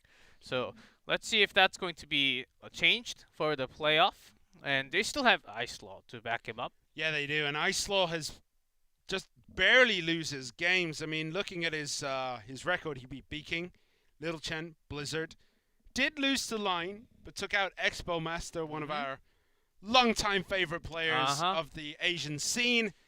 And then you get to the 1v1 where Ice Law is undefeated. He beat Line and Nuri. So, I mean, Ice Law is an absolute monster. Now, this is another biggest I would say biggest challenge for him. I mean, D-King, AUK, Nyomitsu. Well, I mean, the thing is, right, it feels like D-King and AUK are on a completely different level from someone like Nuomichi, and they don't have many players, right, do TT Gaming. So, yeah, I feel like Nuomichi might be the weakest link in this team. Or Xiaoke. Or Xiaoke, they're both the weakest link. But D-King and AUK are far better than Nuomichi and Xiaoke are bad. And we use bad not as an objective term here. We're in relation. In comparison. Yeah, in comparison to the rest of their team, they look like 2000 trophy ladder scrubs. But that just goes to say how good D-King and AUK are. Yeah. So Ice Law, in order to beat the 3 men from TT Gaming, I think he has to bring in some creativity in his deck. Maybe a Fireball can really catch them off guard. What do you think he's going to bring? What do you think Ice Law will bring Not Lava into Miner. this one? That's all I know. Not Lava Miner. Could go for the Royal Hogs with the Heal Spirit. Barbarian, Snowball, Musketeer, Earthquake. That's very possible. Graveyard. Maybe he goes for Pinky with Goblin Ewiz, Hogs? but probably not with the Stabby Goblins, that's for sure. This could be the Hog Rider with the Ewiz, that kind of changes things up. I was thinking Hog Rider, Goblins, Earthquake Musketeer. But with the Ewiz, what are you thinking, G-Clef? With the Inferno Dragon as well. Now, I have to think a little more about this. Because you were thinking, I'm guessing... Maybe he was thinking there might be a lava from D-King this time. This could be Blizzard's deck. Oh, The Inferno Dragon and the Mega Knight, this could be... with the regular goblins, I don't think so. And D-King the giant cannon push. Yeah. Bandit kind of changes it again. Is it going to be... Would spam? This Baby Dragon is very healthy. For D-King, does get 1 belch, 2 belch, and the cannon cart is coming. Ice Law uses that E-Wiz and the Stab Goblins to shut that down before it gets out of hand. Yeah. Spam Ramrider MK. With the Snowball. There has been some arrow connection with Lightning with what Ice Law had in the past week and also week before in some grand challenges. Well, we see the Miner comes in. That's going to tank up the tower for these minions to go to work. Snowball has to be used, but misses one of the minions. Bandit takes care of the Miner, but still takes a decent chunk of damage. Heal Spirit comes in. Bandit is going to get a charge onto the tower. Good news for Ice Law. D-King, though, still has a very strong advantage based on what has been shown. There is the Mega Knight against the cannon cart. Yeah, because the Giant is going to melt from the Inferno. Yep. It's going to probably hold off playing that Giant now. Bandit gets a charge into the cannon cart. Mega Knight as well. Now this is bad for D-King. There is a lot of potential damage. Lightning comes down. 1 hit, 2 hit. Log to move everything back, but another hit from that Mega Knight. 7-3 on that tower. It looks like Ice Law has taken a very, very commanding lead, and just 1 Lightning will finish it for him. All those 3 dash, jump, charge into the field, into the tower. All Ice Law has to do is just slow this push down, make sure it doesn't get any amazing damage, and it did not. So Ice Law takes game 3 against D-King. Is the reverse sweep on for Ice Law here? I would say amazing deck choice against Green Giant Cannon Cart. There are lots of other types of the Ramrider without the Mega Knight, only with the Bandit, with some with Battle Healer, some with the E-Wiz only, some with the Musketeer instead, and he brings the Inferno Dragon in this. 1 dash, 2 dash, 3 dash, Which is 4. so good. Yep. I mean, so much damage was done in that push that I feel like D-King could have avoided with smarter placement of his units. He could have definitely avoided that many dashes for sure. It's hard when you want to,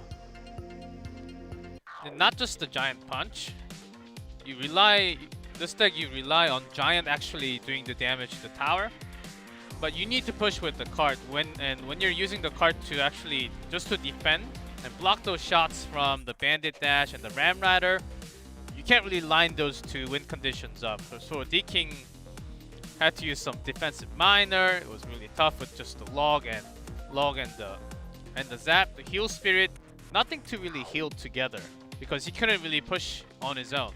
Well, I mean, D-King was trying to get those minor minion pushes in and like trying to get some damage done. AUK. Couldn't quite make it happen.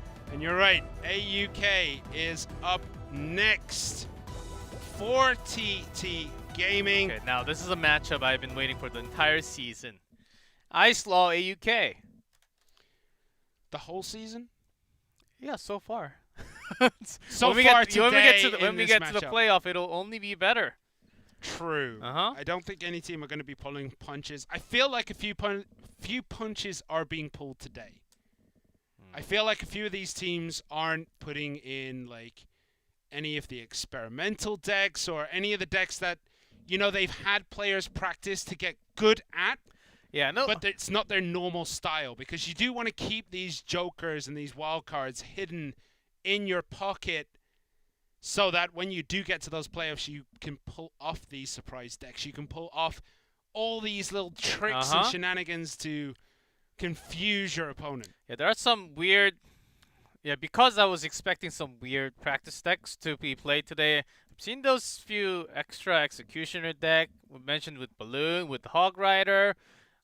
Yeah, separate Executioner Balloon or Executioner Hog Rider, and even 3 Musk with the Hog Rider, and those some weird Valkyrie decks with the Skeleton Barrels. All kinds of those practice has been done. I've seen it on the record, but not today. I think they're trying to hide that exactly as what you said, and then practice that within the next week, and then bring it for the playoff to surprise the opponent. And I initially thought today would be a good testing period.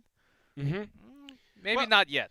I mean, bloodletting your team, so like getting your team like bloodthirsty and putting them into places where they wouldn't normally go, just to get them a flavor of being on stage or being in this tournament where stakes matter, and all this stuff is important. That's probably why we saw JTV here in the first slot for kicks.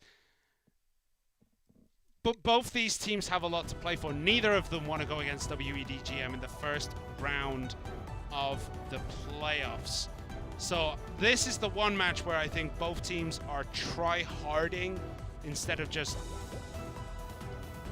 trying. I don't know how I can separate the different levels there, but it is going to be AUK versus Islo. This is going to be explosive. Yeah, the godlike player, as AUK was not brought down by too many this season yet. And oftentimes, at least a win or a 2 in King of the Hill. And not to mention his 1v1 best of 3 records. Just 3-1 too. Well, this season he has had 1 all-kill against Team Timing. He pretty with the much... same deck. Oh yeah, it was with the same deck. He almost got an all-kill on Fav Gaming because he only took down the last 2 remaining people. He's beaten Line, he's beaten Nuri, he's beaten Rad, he's beaten Haruki, he's beaten everyone. Nearly everyone. He did lose to Blizzard, B-King. Okay, same spam deck from Islo so far. Now, Goblin, Barbarian AUK, Hut. did he watch No Tilt a little too much? Let's just wait a little bit more. There's that Barb Goblin Hut. Bob Goblin Hut? Barb Goblin Elixir Golem. Okay. All together. Inferno Dragon. Alright, so it is going to be a Bandit coming in here, charging against the Musketeer. Snowballs aplenty, but that Inferno Dragon is very healthy. There needs to be a distraction. It is going to be the Bandit at the bridge. And a Ram Rider from KK. Okay. Sorry, AUK. Getting my case confused. Alright. Well, this is an interesting deck from AUK. Bob Hut with bridge spam elements. Which is not too common usually with Goblin Hut.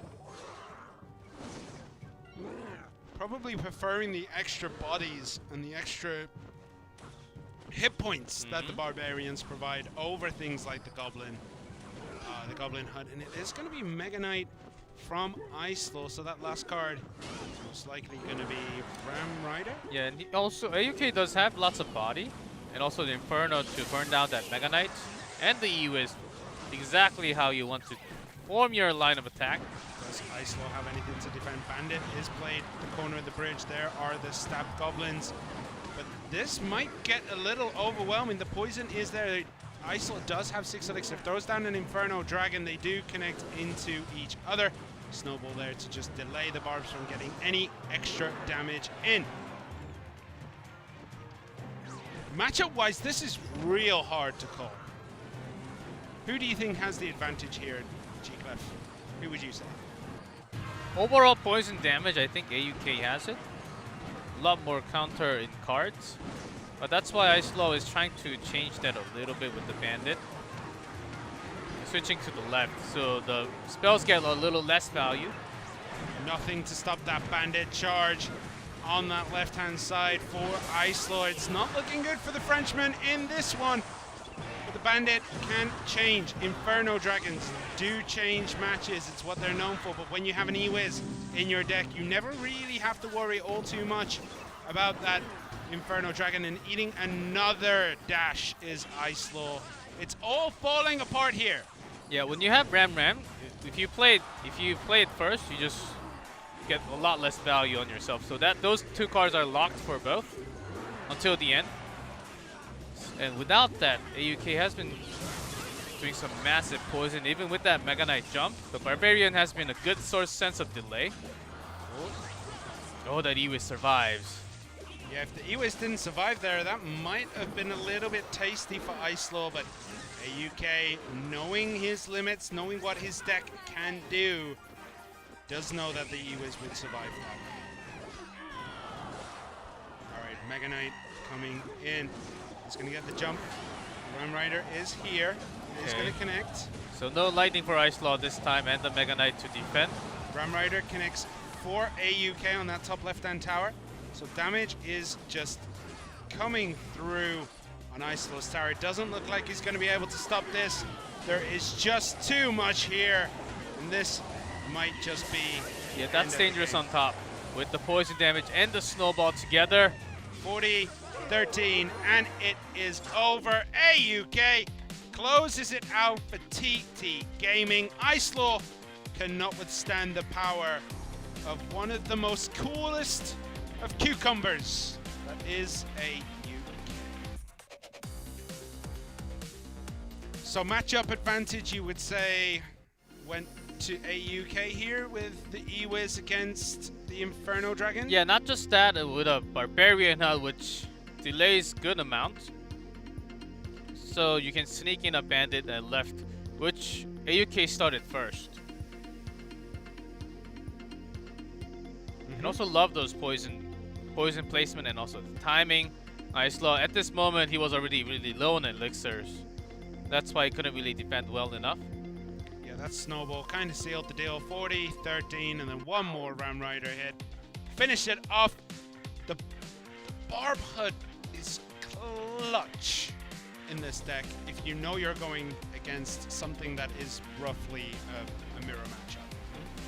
Anything bridge spam Barb HUD is actually really good because the Barbarians delay it long enough, and when you're delaying it that long enough, if you don't have too much elixirs, you can have the poison.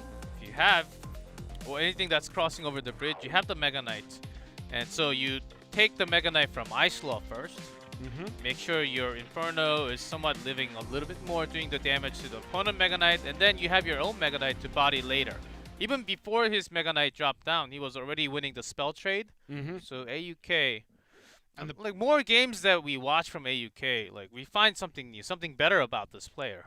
Yeah, I mean the Barb HUD pickup with the amount of HP it has, it can eat easily a dash. It can eat easily a Ram Rider charge. It still survives the lightning too. Yeah, so it's just so bulky, and knowing that your opponent would go for that kind of style, he would go a bridge spam. Again, part of the challenge of these kind of tournaments is knowing what your opponent is going to bring, knowing that, bringing the Barb HUD over something like the Goblin HUD, it's just genius move. Yeah, I'm also sneaking his own Bandit. He was intentionally eating the Bandit dash on his own, and then to keep his Bandit for an extra dash to make some kind of powerful push on the left, because AUK had both towers pretty much damaged about 1100 and 1300 or so. So giving those two options were also pressuring Ice Law. So good games. Like those decks from Ice Law to keep that bridge spam deck. Okay, let's see how far I can actually go in this King of the Hill. And was stopped by AUK, but still, yeah, pretty good play. Yeah, an incredibly good matchup. Ice Law and AUK proving why we consider them two of the best players of the league. But we're going to go into triple draft. Now who? Both teams seem to have players that do incredibly well at triple draft. We have D-King on TT Gaming. We have Benzer over on Kicks. And I'm going to assume it's going to be these two players because, as we've mentioned before, you don't really want to change things around in Triple Draft right now. It's a bit too late in the season for that. So I don't think... Okay. Yeah, okay, it is going to be Benzer. So yesterday we did see Ice Law in this Triple Draft slot for Kicks. Did not work out for Kicks. So they go back to Benzer. Now look at that, 20 games played, 50% win rate. Now, that sounds okay until you consider that Benzeridel's Triple Draft record in terms of games, not sets, is 7 wins and 4 losses. Yeah, these can be misleading because it's counting everything together. Mm-hmm. So Triple Draft 7 and 4. In terms of sets, though, is 3 and 1, whereas D-King in Triple Draft is 9 and 4, or 4 and 2 in terms of sets. Slightly So better in percentage. both players have found that Triple Draft is their jam. So who's going to be making sandwiches out of this? Look at them. They still had 12 more seconds. Both players They know don't what even they want. need extra time. Nah, they know what they want. They know what they want. Which Benzeridel telling us that he has Hog Rider. Was that the sign? Yeah, he has. D-King has Ice Spirit. Benzer also has Princess and a Magic Archer. And D-King only D-King has has drafted Mirror. 1 card. D-King has Mirror. No, He only Mirror has- doesn't come out. He only has 1 card. It's the Ice Spirit. Wizard. Oh, the Dabbing Wizard. It's one of my favorite emotes. Okay, Dark Goblin from Benzer against Cannon Card D-King. First card's down. Nothing too revealing of the decks, but that Cannon Card might be an issue. Fireball comes in to push that Night Witch. Nice timing. Yeah, pushes that Night Witch behind the tower, meaning that the Cannon Cart will connect 100%. Yeah, got a Benzer lot wanted of to work push done. that card away with the log, but it gets destroyed at the at that spot. A little too much damage, I would say, from the first minute. Yeah, but now that Benzer knows this is coming, he can adjust, he can keep cards in his hand to make sure that he is prepared. Unfortunately, the Inferno Dragon versus the Zappy matchup is a very well-known interaction. Zappies will win that 100% of the time. Cannon Cart coming across again. Lightning coming in almost naked there. This time the Fireball will not push the Night Witch back, even if it came in, because it was too far across the bridge, but enough time with that Heal Spirit did end. So the win condition for Benzer looks very heavy, like a giant or even a golem-ish. And a Mega Knight straight on. It felt like Benzer had something heavy, so you would just push for it. That tower's dead. Yeah. 3 guards plus the Mega Knight. Benzer is in a world of hurt right now. Yeah, D-King had a really good try, and it worked. It's going to be the Royal Giant. Benzer doesn't have anything to easily deal with these Zappies, so this is going to be a very, very, very difficult match. So we did get quite a few RG hits, 993 remaining on that tower. The Cannon Cart played from the back. So 40 seconds. That's all D-King needs to defend. 35 seconds of regulation time here. Inferno Dragon connects onto the Cannon Cart. The Bats are going to help take that out as well. Royal Giant loaded up against the Valkyrie. Definitely you don't see too much of her these days. Yeah, needs all the spell to keep that RG alive if that log was just a little bit earlier. Yeah, even with that, it was going to be tough with all sorts of tools loaded on the left for D-King. Yeah, Zappy is countering Inferno and also the Prince Charge. Good card picked up there. Yeah. Also, Royal Giant just does not do what you expect it to do in Triple Draft. It's very hard. Zappy's actually, it's turning out to be a very good defensive card. I think it has a really high win rate now. I think it really depends on whether that card comes before or after the big spell. Because if you know your opponent would have gone for something like Fireball, you Poison? would not draft it. That was such a smart play by D-King That was there, sick. fireballing the Night Witch just behind the tower, allowing that cannon cart just to unload into the Princess Tower.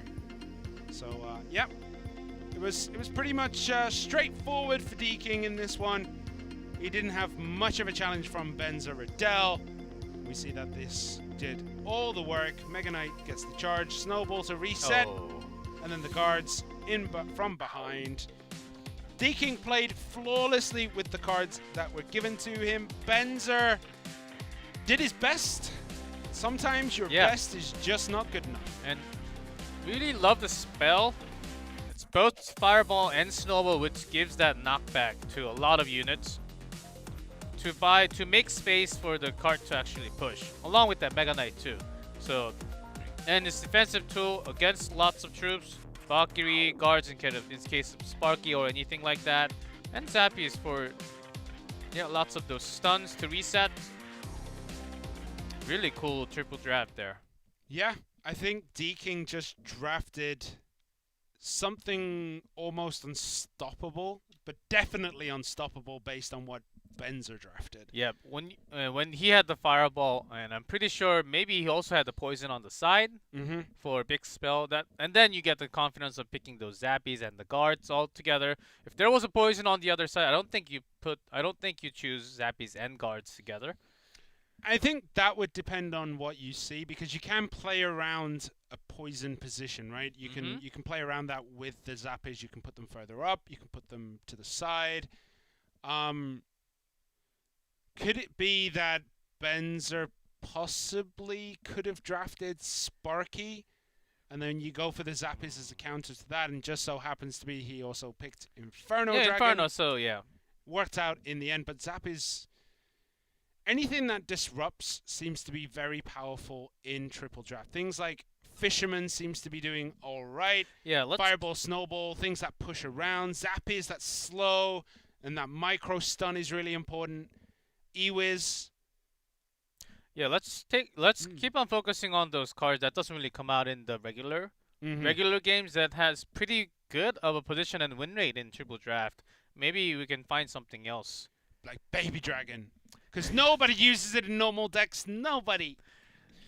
I was thinking E-Barbs or some kind of crazy card. Well, Bowler is certainly coming in handy for defense. Well, I mean, if you get that tank support, which has Cannon Cart in it, if you do have the choice between E-Barbs, Bomber, E-Barbs, Rage, and Bomber. Pump. Which one do you choose? Bomber? Yeah, Bomber's actually Bomber's not a bad. great card. Yeah. Bomber is very severely underrated, but E-Barb, Pump, and Rage. Oh, those are... It's difficult. You have to draft Rage. Yes. You have to draft I would say Rage too. Depends. If I have everything else as low cycle, and if, let's say my win condition is something like something air or like a Goblin Barrel, then maybe E-Barbs to have that bridge push. You know what I want to see? E-Barbs with a charge. Because they got a charge upgrade? They got a helmet. They're fast enough, okay? No speed difference, but if they travel so long, they start charging with their head and deal extra damage, but at the same speed. That's what I'm saying. I think that's a good change. You're saying E-Barbs need a buff. Put Rage on that.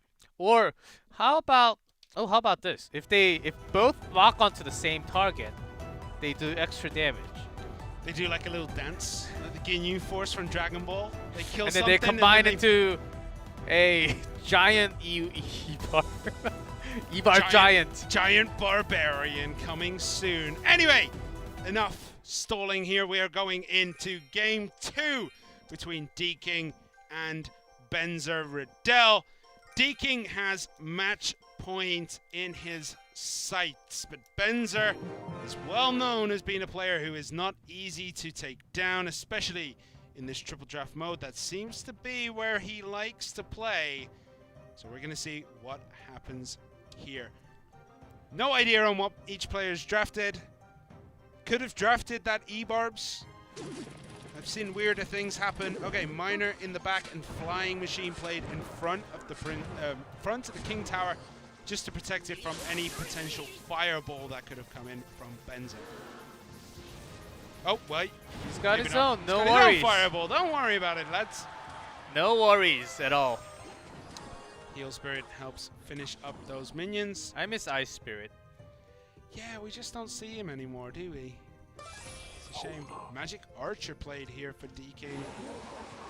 Poison coming down here. So MA with the Flying Machine. Nightwish. This is a very funky draft for D King. What has Benzer up his sleeve? He does drop down that Goblin Giant. That is going to be his win condition. A Royal Giant Night Witch from D King. Cannon Cart is going to be pretty good against this. With the Prince and Delivery. All right, we never see that card picked up in the small cell section, but it seems to have worked this time round. That Cannon Cart is still very, very healthy. Is it going to survive? Does eat the charge, unfortunately, so the log will cause it to collapse. Yeah, but down the minions will scratch a little. And not bad. You can get the charge to speed up the RG. And then when you get some angle against the bridge type from Benzer, Magic Archer can serve his role. And the miner might not be go all the way offensive, maybe just a defensive tool against that Magic Archer. Well, Miner comes in from Benzer down on that bottom right tower. Fly Machine is stalled by the Ewiz. Now that most of the cards have been revealed, G-Clef, what's your prediction? Guards. Also not so bad. Let's see how Benzer actually Another pushes. hit. That's too many hits from that Royal Giant there. So gonna go with the Goblin Giant and the Cannon Cart, but there might just be a fireball there to stop that Cannon Cart from crossing the bridge. And this is the problem if you have to rely on that Cannon Cart to deal damage, is it can just get shut down on the bridge where it is ineffective. But the Spear Goblin lives to fight another day. 1435 on that tower. This is looking like a D King draft. I just don't think Benzer has much to deal with the push. Yeah, 8 seconds. Goblin Giant is still pretty safe, and the cannon did somewhat of a damage. Well, tides have turned here. The miner is getting work done on the back. The Flying Machine did not pick it up. Oh, minions connecting to the tower. This might... Prince turning around for that miner. Out of nowhere. That was looking signed, sealed, and delivered for D King. I was ready to put my shoes back on. I was ready to go out the door. Hey, I thought it was home time. That deliver was not on an express train, my man. It was on a regular post, and it got delayed too much. And Benzer sent next day delivery airmail down the bridge there. So it was all looking real bad for Benzer. He took a lot of damage. Look at this, 557 against 1435. There's 10 seconds left. Yeah, that cannon push. It's looking over. Poison comes down. Sure, that's some nice damage. Shuts down the Night Witch and those bats. Couple punches here, but that Fly Machine looks like it's doing some good work. And then the minions come in. They take it. The miner is just a distraction. Yeah, D King wanted that Prince to take the minion damage, but it went all the way around.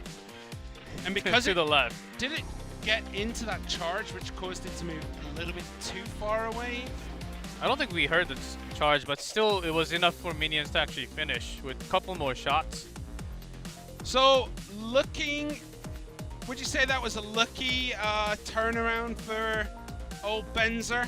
No, Benzer waited for that moment. I think he wanted to have those guards because a lot of D King's tools were going to be blocked by those guards. Not giving those angle for Magic Archer, blocking the Prince charge, and also pretty good against all the other tools. So was waiting for the cycle again, and then he thought, okay, I'm a lot lower in HP, time's ticking, go into overtime, maybe I can have one big push, and that was the exact time. And didn't even need overtime. I'm pretty sure it was only a couple seconds in, right, by the time it finished. So Benzer took a victory. I want to say that Benzer kind of just got a little bit lucky there. He kind of just hit like a very weird timing, a very weird cycle. I feel like D King had everything he needed to defend that and didn't. Not too much against the miner. I think against the miner, he was Benzer knew that best tool was Prince basically. Well, I mean, in theory, he could have just ate the miner damage. He could have eaten a bit more minor damage, put that knight up. Yeah, but Benzer was always Prince up front. pressuring with minions and guards on the other side, so it could pair up. And also the spears from the Goblin Giant was also another threat. So really hard to tell if that was down to the wire. And Yeah, I think we'll never agree on that. I personally think that the Prince could have gone forward a little bit more and maybe finished eating that minor. At least then the minions wouldn't be on the tower, and then you could put something else there. So it's hard to tell, but we're going to get into Game 3's draft relatively shortly. What do you think we're going to see in this one? Do you think we're going to see more of the same? Goblin Giant seems to be a very popular pick right now. Night Witch seems to be the best in that slot, which is the Night one with Witch, Cannon Cart Night and Witch, Rage? I think it's because even if you lose the Night Witch, you still get the bats, and sometimes when they have a big body in front, like the Goblin Giant, then they do a whole lot more damage to the tower. So I think that's what they're waiting for. Still a match point for TT Gaming. They can just need one more game to finish this with a 2-0 victory, but Benzer is here to stop that. So we're going to get into this one. Both players finishing up their drafts right now. D-King in blue at the bottom.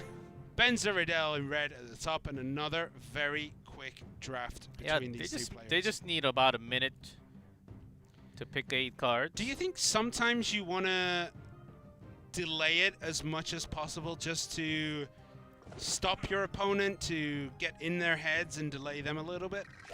I think it's just player style. If you remember everything and if you're pretty confident, just.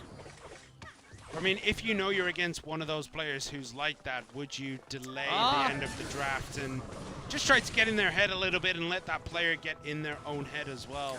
Maybe, but. Gang coming in, locked down. A Hog Rider for D-King. What does Benzer have? He has the Cannon Cart. It's not going to stop it this early. 2 hits come through. D-King has all the elixir in the world to play with in the defense on this Cannon Cart. So spammy style from D-King too with the Hog, and also Cannon for Benzer. So let's see who wins the Bridge War. Yeah, D-King has a very, very cheap cycle here. It's all down there. And what does Benzer have as his last 3 cards? So it's 2 spells here for D-King. 1 spell, actually. 1 spell here for D-King and a win condition is already shown. Yeah, big spell for both. Benzer has yet to show his win condition. I'm going to assume it will be something like Royal Giant. Giant could be Balloon. If it is Balloon. Or a little cheaper. Hunter comes in. So if it is Balloon, that's not what you want to see for Benzer. What is it? There's the Hog Rider. Cannon Cart again. Nice log, but still going to eat 1 hit. You're limiting from 2 hits, and also the damage from Hunter. It is Balloon for Benzer. Good call there. So slow down with the Ice Wizard all the time. Yeah, I was going to say, there's too many tools for D-King to defend this. The Hunter is there, the Ice Wizard is there, the Goblin Gang are there. So that's not going to look good, but the good thing is that death damage will connect, and the Baby Dragon, I thought it was going to get 1 extra hit. So that puts D-King in an interesting position. He has to save at least 2 of those cards. He has to save his Ice Wiz now, and he has to save that Hunter. So it does blow the lightning on the Cannon Cart, which is a smart move, knowing that if that gets across the bridge, you're probably going to see the Balloon come in. Just makes it slightly harder because you do want that Hunter against the Baby Dragon, which is an easy melt. And maybe you want to line it up with Ice Wizard plus the Lightning against the Balloon. We'll see, but again, Benzer getting some massive poison here. Yeah, well, in terms of matchups, like, D-King has to keep that Cannon Cart from going across the bridge, because if it goes across the bridge, it is going to be the perfect tank for this Balloon. Interesting that he waited for the Ice Wizard to come out and then play the Balloon. I think that might have been... yeah, but still the Baby Dragon. Not the best of choices. It's going to come through and get a couple of hits in here. it's not going to be enough to take the lead. Yeah, he knows if Deking uses Ice Wizard plus the Baby Dragon will actually be the key. Against the Prince, like, Deking has a lot of tools. He even has not just the Goblin Gang. He has a Bandit to eat the charge. Okay, Cannon Cart is getting across. The balloon's going to go there now because the Cannon Cart is tanking. Hunter comes down, pushed away by the log. That's going to buy it one hit. It's going to get one. Did it get one? Yeah, it got one. No. Didn't get a drop. Yeah, just before. And he's willing to eat the death damage because his hogs are at least doing 1 damage at a time. Yeah, there's not much to stop it. 293. One more lightning will finish it. So it's all down to this balloon. The Prince.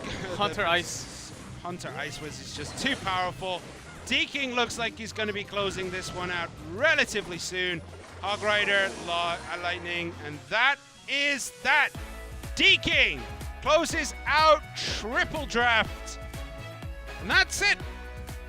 What this means is, let me just quickly cross that one out. What this means is TTG now finish the season in 2nd, Bob in 3rd, right, Kicks in 3rd, Fab in 4th.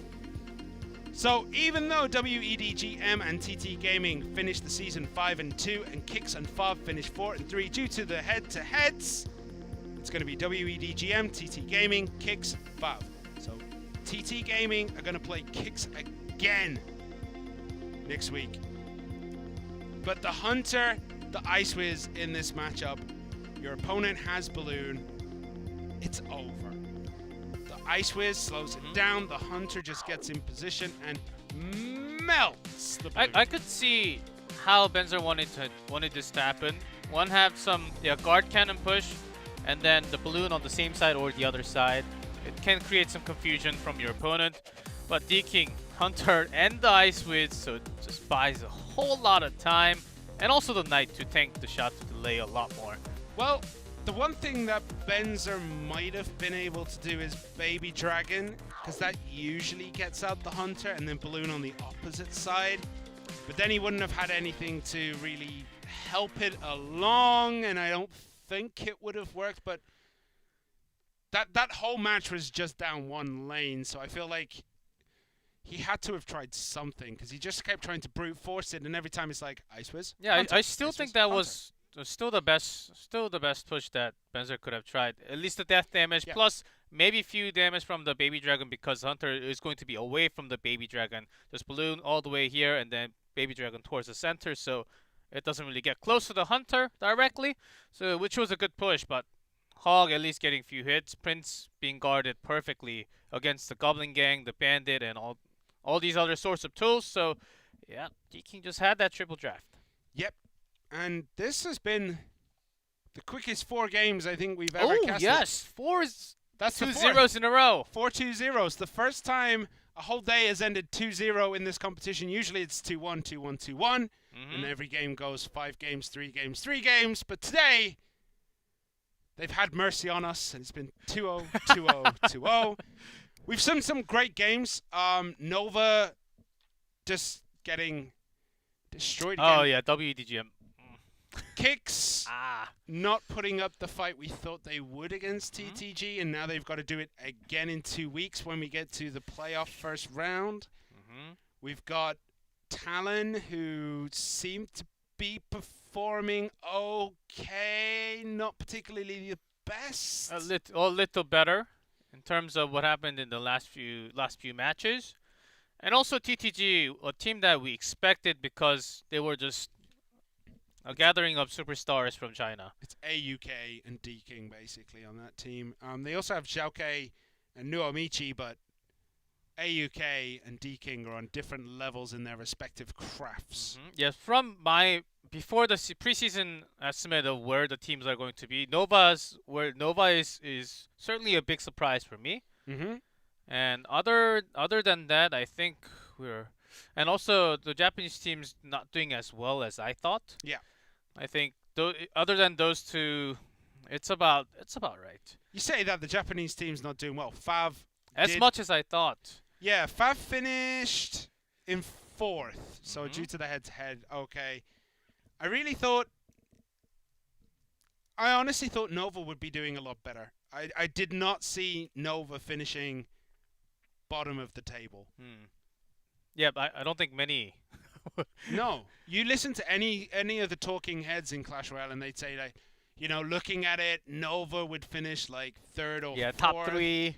Maybe one of the Japanese teams would creep in, but we have 2 Asian teams and 2 China teams in that top 4. We have Fav, Kicks, TT, and WEDGM. So good representation there at the top. And in the bottom, good representation too. We have Talon, Ponos, Team Timing, and Nova. So that certainly hurts, but if you think in positive way, the bottom 4, you only have 1 life still, but if you keep on winning, you do go up there. So You still even have if a chance. even if you're 8th or 5th, you can think of yourself in the same position, basically. And it's going to be on a New Balance patch, the That finals. too. Yeah, we do not know the exact date, but it's usually the first week. Yeah, so it should be on a New Balance patch. We're going to have to find out. And that's because we take a weekend break next week. Yep. And we should be on a new patch. No CRL East next week. We have a 1-week break to help everyone prepare for these finals, to prepare for the semifinals, and double elimination bracket, I've got to say, is my favorite format. Yeah, this format should stay for maybe also the West and also the world. Double elimination just gives every team more chances to play. Yeah, and double survive elimination maybe and- for the top bracket only. Yeah. Yeah, this is actually really fantastic for all the teams to get second chances for top. And then you don't need to do the reverse. The one at the end where you have to win twice. You don't need to. Yeah. The reward is winning. Okay, there you go. WED, GMTTG, Kicks, then Fav. Then it's Talon, Ponos, Team Timing, Nova, Esports propping up the table. Yes. Due to head-and-heads. So it's head-to-head that separates each of these teams. Win-loss first, and then head-to-head, then we go into set. So WEDGM did beat TTG, Kicks did beat Fav, Talon beat Ponos, and Team Timing beat Nova. Yes. Okay, time for the screenshot, guys. Stick this. WEDGM versus Fav, TTG versus Kicks. That's going to be one hell of a winner's bracket. May 9th, mark your calendars because that is a day and a half. Then it's going to be Talon, Nova, Ponos, and Team Timing on May 10th. Well, it's going to be nuts. It's going to be crazy. It's going to be a very good weekend when we come back. New balance patch. We don't know what decks to expect. If Tornado gets changed, we might be running into a really funky meta. Hog Riders everywhere. Miners doesn't Everywhere. matter. Miners Just put it behind the King anywhere. Tower. Oh, it's gonna be a beautiful, beautiful meta. And when you wake up and that tornado has been changed and nerfed out of oblivion, there will be some people who wake up And go to Reddit. That's the first thing and you do. despair. Others of us will wake up and be like, well, it's something new. It's the change up we've all been waiting for. But that has been the end of CRL East special season regular part, the round robin. We're going to be going into the playoffs in 2 weeks, so 1 week break, and then we'll be back with the playoffs. It's been a pleasure casting for you today. We'll see you next time.